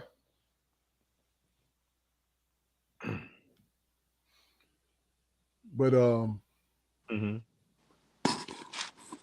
like I said, it's more and sister-in-law, you know I'm joking more than anything when I said that. I'm not upset at all. And Keith is not upset. So don't think No, we that, all you know what I grown mean? folks here. Yeah, everybody. But um I wish, and I'm being real sincere when I say this. I wish I was perfect when it comes to dealing with people. Because you guys know, Malika, Nikki know, and Eric know that people can look at me as being an asshole some of the time, and I don't want to be an asshole. I don't do it on purpose. Mm-hmm. But what I do is speak my mind. You know what I'm saying? I just speak my mind more than anything, right? And the one thing I understand is using Nikki's words when it comes to relationships throughout my life. I was a simp, Yeah, me too. Yeah. and really when that I was the kind of simp was I was in love with the relationships. You know what I'm saying? So when I gave, it's for the sake of the relationship. You know what I mean? But the thing Mm-hmm. about it is I had the power to take that the fuck away. You know what I mean? Like, Mm-hmm. but a lot of people don't. Yeah. Because see, I can put my heart on the line, right? Mm-hmm. But I also can pick my heart up, put it in my pocket, and walk away and still be good. You know what I mean? Mm-hmm. Because I believe in friendship, all relationships. I believe in those things, man, because that Mm-hmm. makes that makes us that makes us who we are, I think. What do you guys think about that? What makes you you? And people in the chat, give us your opinion about what makes you you. What makes you you when it comes to overall, not just with your relationships or who you are as Yeah. people. I like being balanced. That's genuine and being balanced. And what I mean by being balanced is the majority of the time I want everything to be fine. I want everything to be good. We ain't got to be laughing and stuff all the time, but just I want it to be good, even if times are rough. If we disagreeing, we can disagree and agree to a disagree and move on to the next thing. But when the thing that I wrestle with myself is I'll hold grudges and I have to work not to hold a grudge. So when I catch myself feeling like I want to hold a grudge, and what I mean is me and you could have had a disagreement. We could have a disagreement right now and the next time I talk to you, if I'm kind of salty, that feeling of the argument comes back again. That's a grudge. I already know that's a grudge. So I got to fix that. And in two ways, I can go and let you know I'm feeling a grudge and I apologize. I can do it that way, or just push push through it and make myself engage with you and get past it. Because that's the way I truly have to get through it. I have to come and engage with you and Gotcha. and push through it. So the short answer to your question is that I need balance. So I won't hold grudges, or I won't.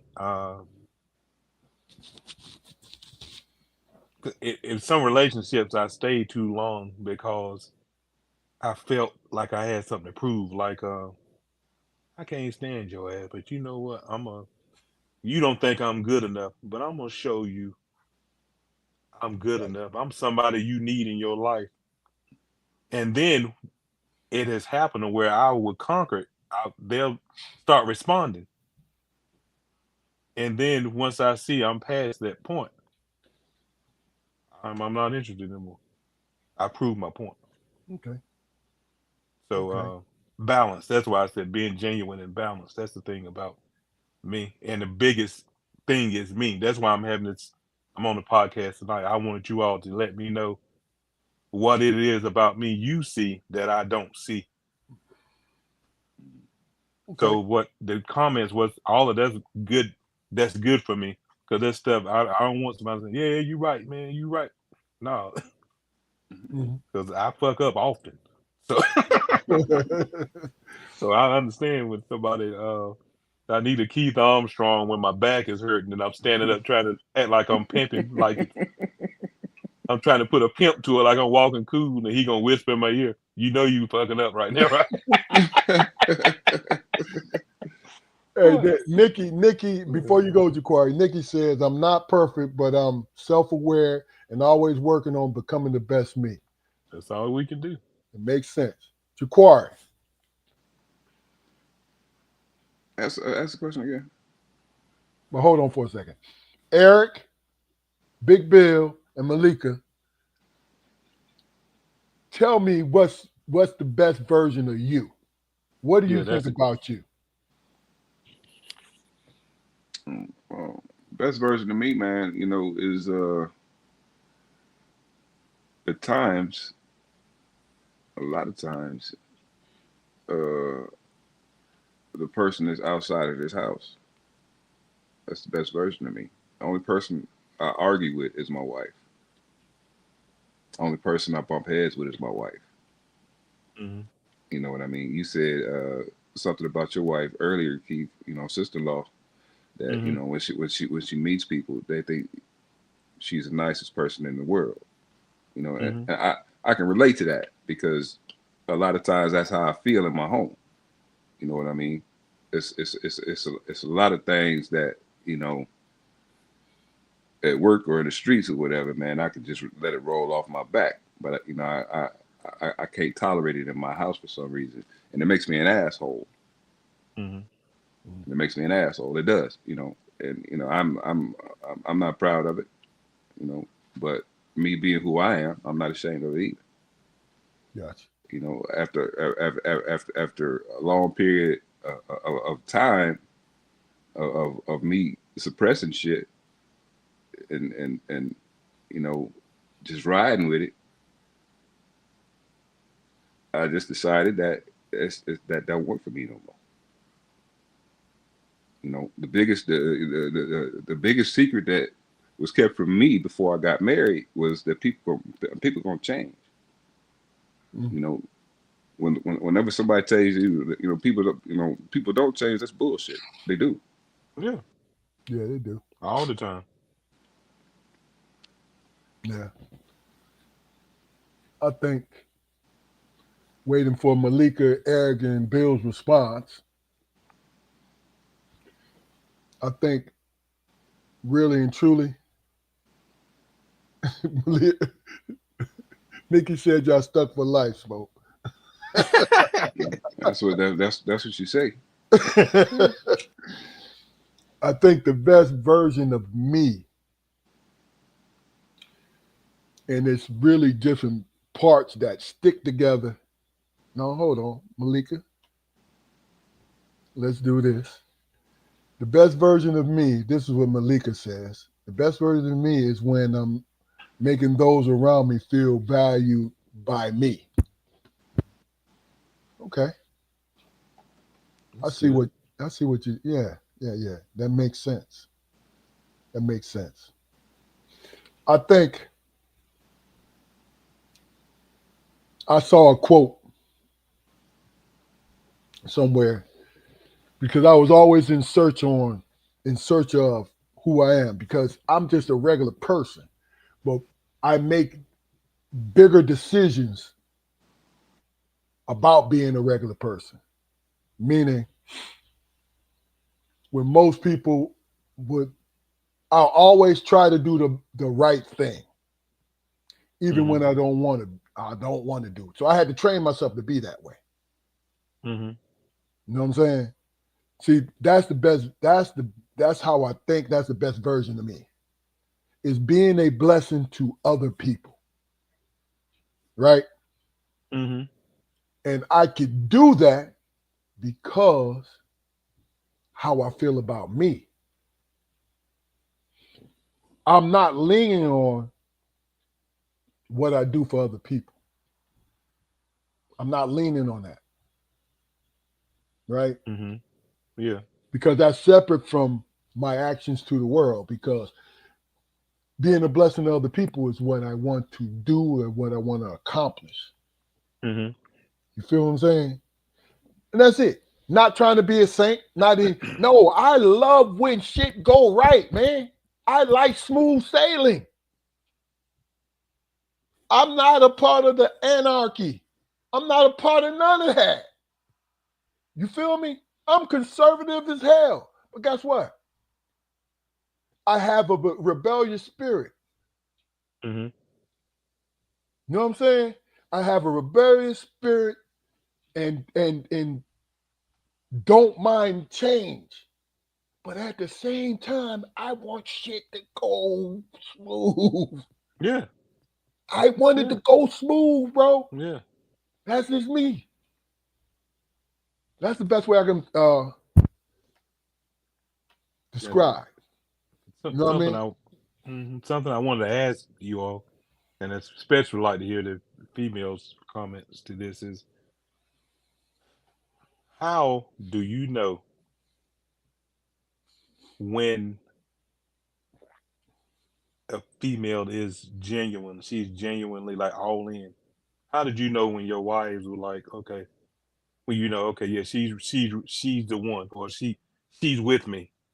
How do you know she's really with you and she's not uh just what Malika say, breadcrumbing? Yeah, that's a good question. Yeah, she's not just there,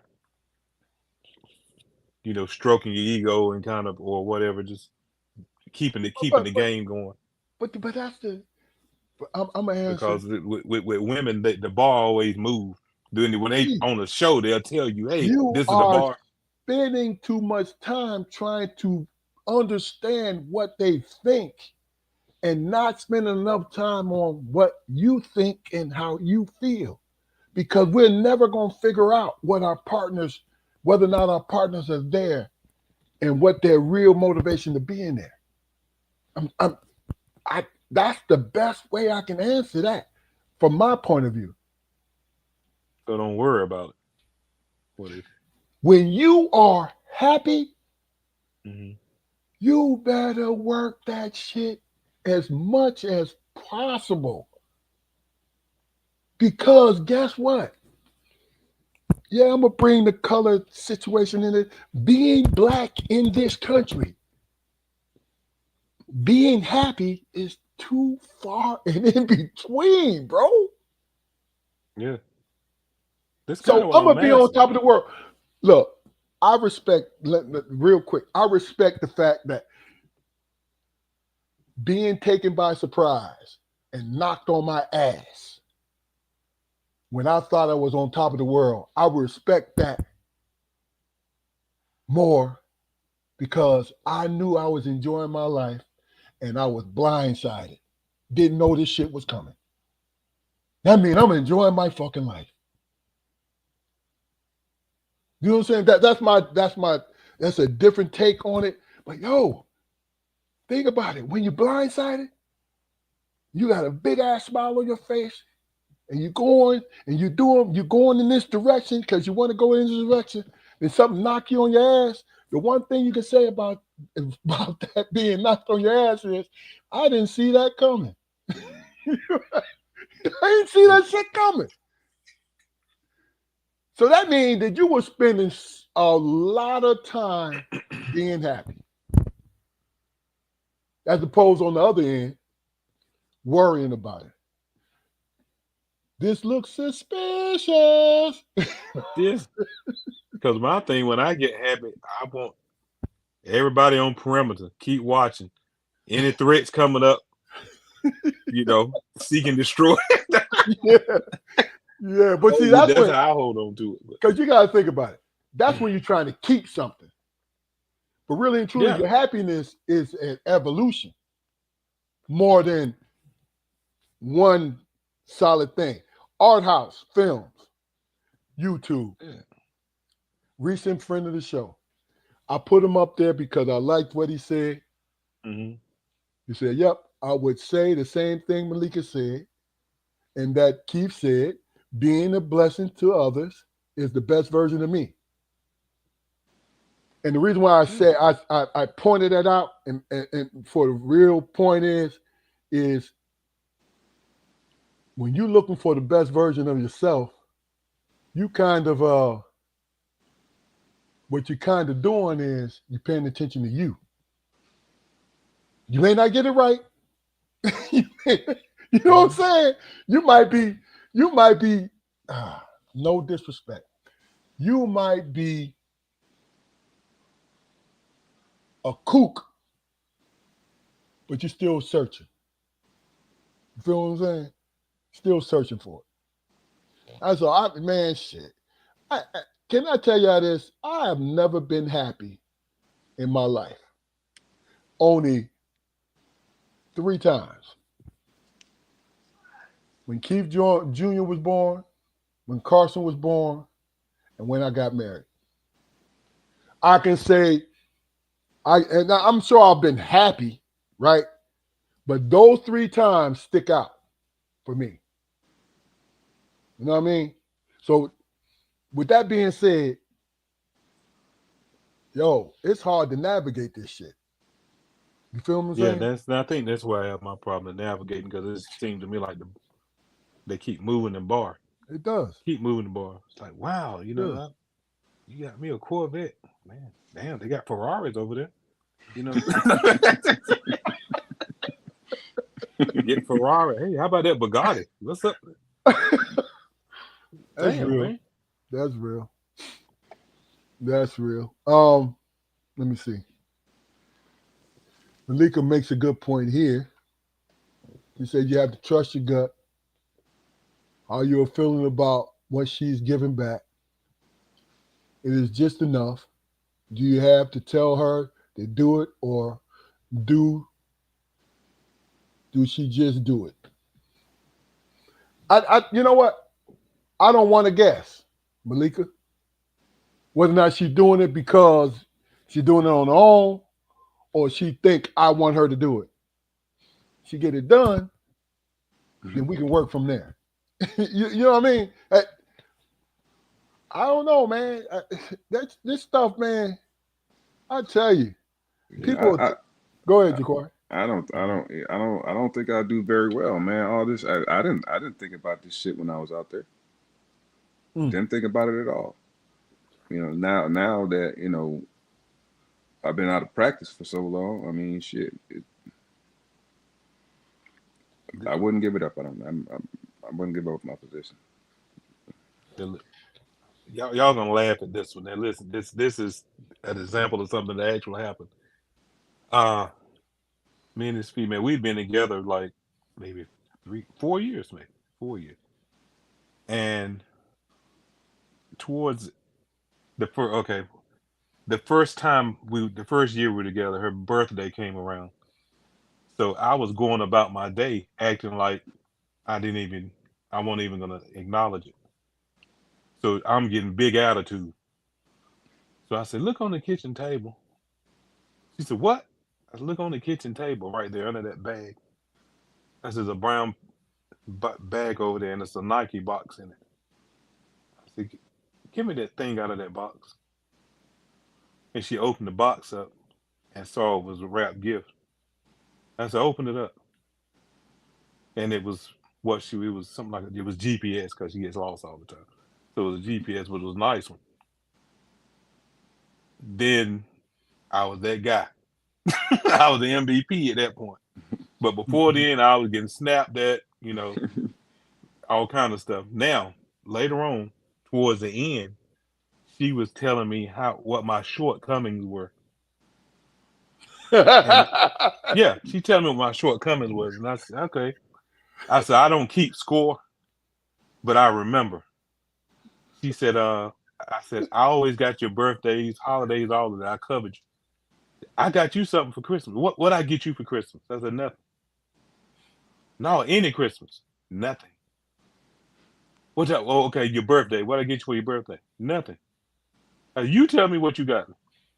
And she sat there drawing a blank. She said, I can't remember. I said, you remember it? It was nothing. So then she said, oh, the car, because it was something with her car. He said, oh yeah, you owe me some money because you didn't ever pay me. It was like 3 different times where you had drove the car and you didn't put gas in it. So she said, you owe me $100. I said, can I deduct that from the $2,900 I paid for the car? And she said, $2,900. I said, you remember that? You owe $2,900. And I paid it so you wouldn't have a car payment. You remember that? Oh, I thought I gave that back. I ain't get it back. I said, fool. Yeah. I said, Magic Johnson, Michael Jordan, they forget they might have paid you back $2,900. Me and you, we ain't forgot somebody owing us $2,900. Yeah. That's a big part of our budget. And since you talking about paying back, let's stop at that. Yeah. Yeah. So I said, so were you paying that back or do I deduct the gas money from that? I won't even ask him for it back. You said you were going to give it back. And I said, why would you bring that up after all these things? You've been hanging on to that long? That $100 over a period of time for gas money when the insurance was in my name and you totaled it. My insurance was sky high. I ain't got no insurance payment. I said, can we call it even now? Okay. Silence. I got silence then. But at that point, my whole point was bringing that up was just like, when you were talking about fairness, yeah, Jacora, when I was saying, yeah, there is a difference in how you see fairness. Because all she saw was what I didn't do. She didn't see the other perspective, the other side of it.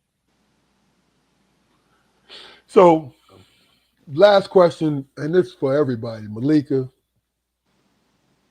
Lori, Bill, Eric, if you're still here, anybody else is still here in the chat. Let me ask, wow, I got to put this up. Let me ask y'all a question. What's going on, Nishi? Let me Yeah. ask y'all a question. And really, Jaquari and Nikki and Bill, I need y'all to give me a little bit of latitude, because this question is: if you were single at this day and time, and you're welcome to answer or not, if you're single at this day and time, what would you be looking for other than financial? That's too fucking easy. What would you be looking for in a partner? This is for the men and the women of this chat.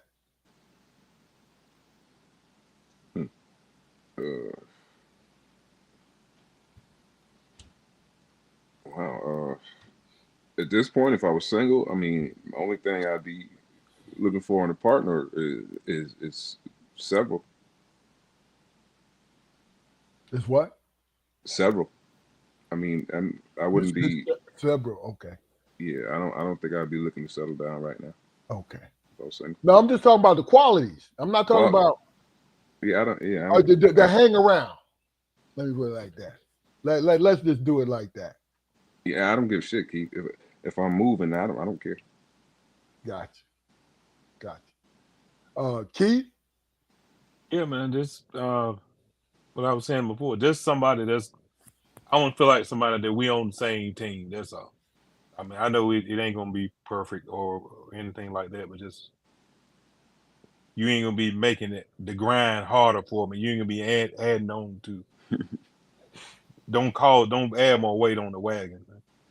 You know, help me pull the wagon. If you don't feel like pulling, bump me and say, hey, let's take a break. Let's work together. So don't, every time we get uphill, you throw all your shit on the wagon, you get on the wagon, and I'm pulling the whole load, and you back there with the whip too. No. I got Yeah. you. Big Bill, William Burnett says fun and available. So he's on the same vibe as you, Jaquari. He ain't trying to settle down. You know what I'm saying? Malika says, because I'm going to leave Deja up there, Jaquari. Malika says self-awareness and transparency. If you can, cuz elaborate just a little bit what you mean. We understand, but I'm just curious about what you see as self-awareness and transparency. You know what I mean? Eric, if you still here, man, let us know. Anybody else in the chat? What do you see? What quality will you be looking for if you found yourself single? Not to get married again, but just single, just to date or be around somebody.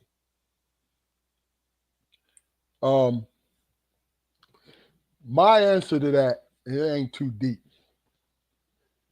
is to be able to have a real conversation, which is easy to do. Have a real conversation with the person, right? And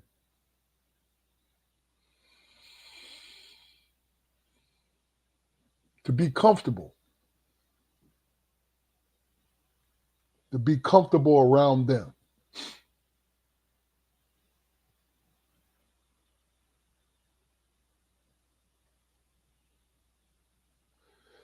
Okay, Jaquari,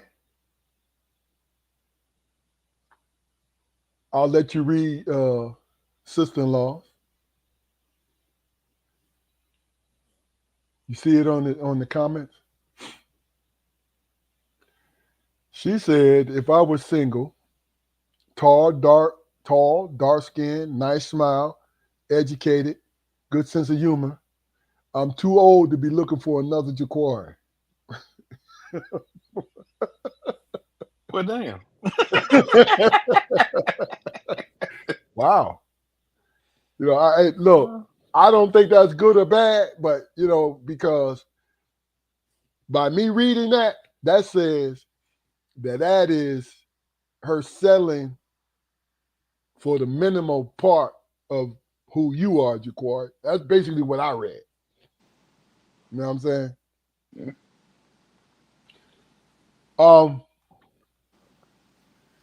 Look, I said that was the last question of the day. No, I don't smoke.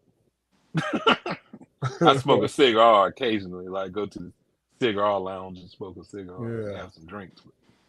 So,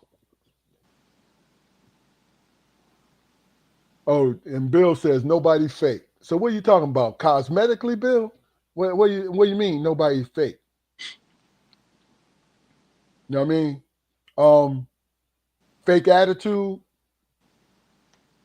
You know, it's hard to escape that kind of shit. But You're not a BBL fan? Lord have mercy, man. I just think that just went. That's crazy. It is what it is because I don't. Here's the last question, and in all sincerity, do you feel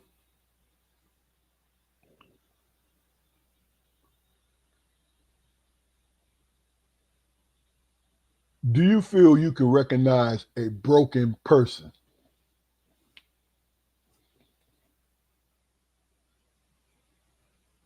I'm drawn to them. Explain that. Yeah, I'm drawn to people that are broken, especially women. I'm drawn to them because they're familiar. Hell, I'm broken. Okay, I'll be right back now. all right. Okay. So what? Yeah. So you feel you can fix them? No, I feel like no. I feel like I empathize with them, so I can relate to them. It's not Okay. that I don't try to fix them. I try to empathize and relate to them. And if I can give something to make them feel better at that moment, if it's just my time or whatever it is, that I can make them feel better. And I feel it's something somewhere we bond on that level. Oh, okay. Okay. And I don't have to seek them out. I can just feel them and go right to them. I think I can relate to that too because just going back to what you said earlier in the episode, you and we had the conversation, and I always used to say when I was single, all the emotionally needy women would always come and find me. All the emotionally needy women will come and find me. I used to say that all the time. And then one day, it hit me. I was wrong. I was wrong about that because that's too big of a coincidence. Mm-hmm. Because every woman weren't the same build. I have my preference, but they weren't the same build that I have relationship with. But on the emotional side, they was all the same. And what it made me realize was that's who I was inadvertently gravitating to fix them, to make them feel better, to make them feel good. Mm-hmm. But see, in order for me, and I found this out, I was a Band-Aid. You feel what I'm saying? I was a Band-Aid on a gigantic suture. So that little part that the Band-Aid was on wasn't no blood leaking out, but it's gushing out on the other sides of it because it was not my job to fix them, just like it's not their job to fix me. You know what I mean? So I realized it's me. It's me going towards them. So once I realized that, I was able to get off the roller coaster. You know what I mean? I was able to get off the roller coaster. Mm-hmm. Now, the relationship I'm in with now of 30 late years, we known each other for so long, that we don't argue, but we Mhm. bicker. We bicker. And the thing about that is you can confuse bickering with arguing. Mhm. You can confuse it with arguing, meaning that if you do it so often and you throw feeling into the bickering, it can transform into an argument. Mhm. So it was up to me to recognize, like, do I really give a shit about what we bickering about right now? Mhm. And when I came to the conclusion, no, I don't give a shit about it, I would be quiet. I would be quiet because you don't want to make a mountain out of a molehill. Shit. Cliche. You feel what I'm saying? Sometimes it's just good that what did the old country folks say? Sit down and be still. Is that what it is, Keith? Not Yeah. calling you country, but I'm Sit down saying and be. I am, but yeah, sit down and be. Yeah, peace, be still. Sit down and be still. Yeah. when I started learning how to do that, Mhm. a lot of the BS that I was causing was cut in half. You know what I'm saying? So I was the bad guy for part of the time instead of the whole time. You know what I'm saying? Mhm. So you can work on the other half. You can work on that other half. But when it's the whole, man, you can't work on that shit. You can't work on that. What I You heard know? one old head say was he was talking to this younger man who was talking about because they would have disagreements in his house. He said, "Why you don't be having disagreements like that with you and your wife?" He said, do you say what you mean when you talk to your wife?" And yeah. He said, "I do too. After I say it, I ain't got nothing else to say." That's strength.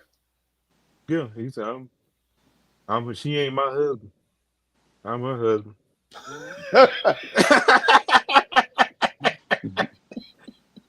He said, somebody kicking the door, breaking the house. She gonna be looking at me do something. Stuff go wrong. She looking for me to help. And Yo, so Keith, when, that's some Mhm. real alpha shit right there, Oh man. yeah, That's why yeah, it was funny. yeah, exactly. You like, I already spoke.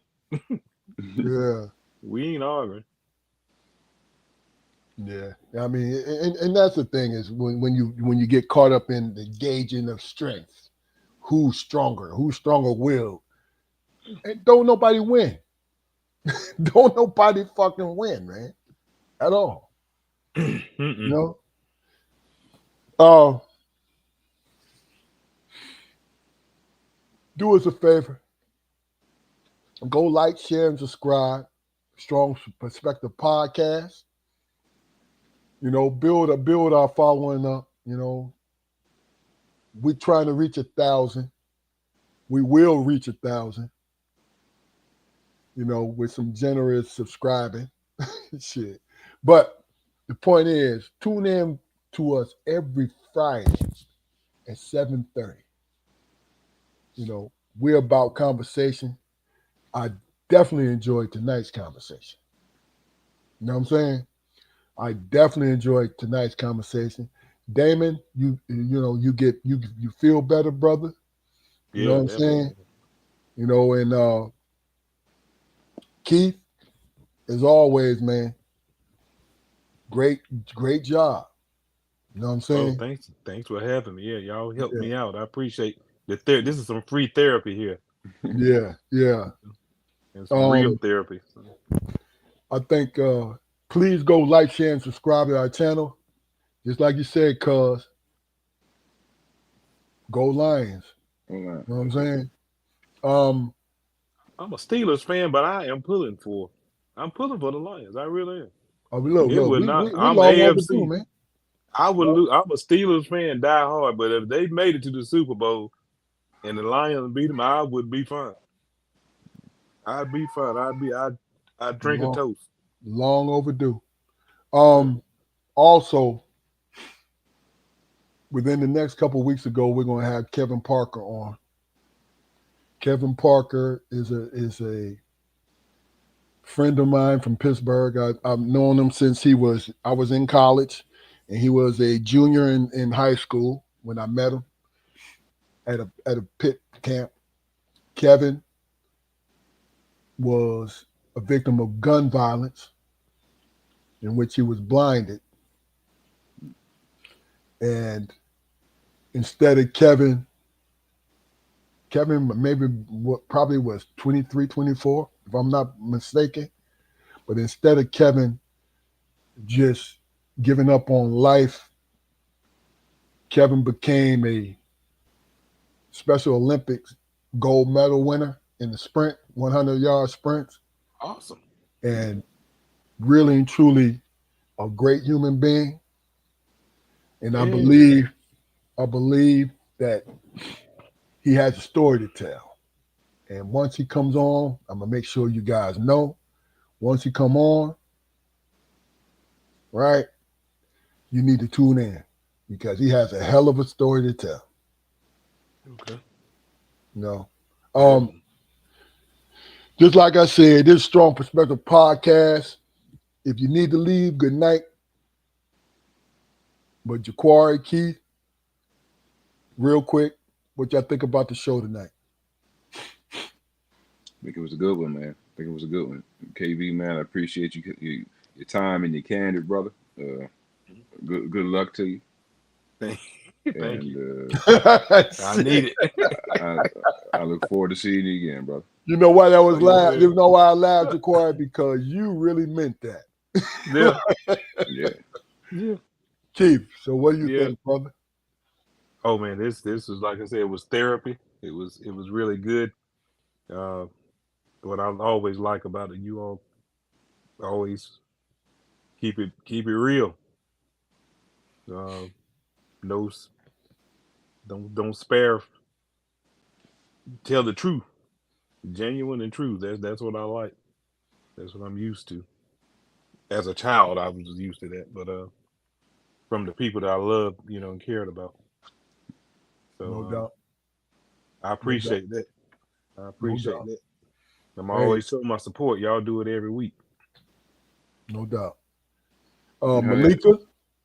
Malika, Nikki, Deja, Bill, Eric, Art Studios, Art House Film, Art House Films. Thank you.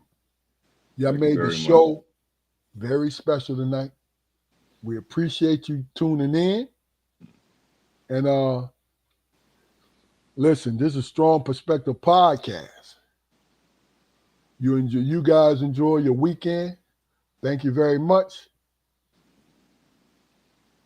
And good night.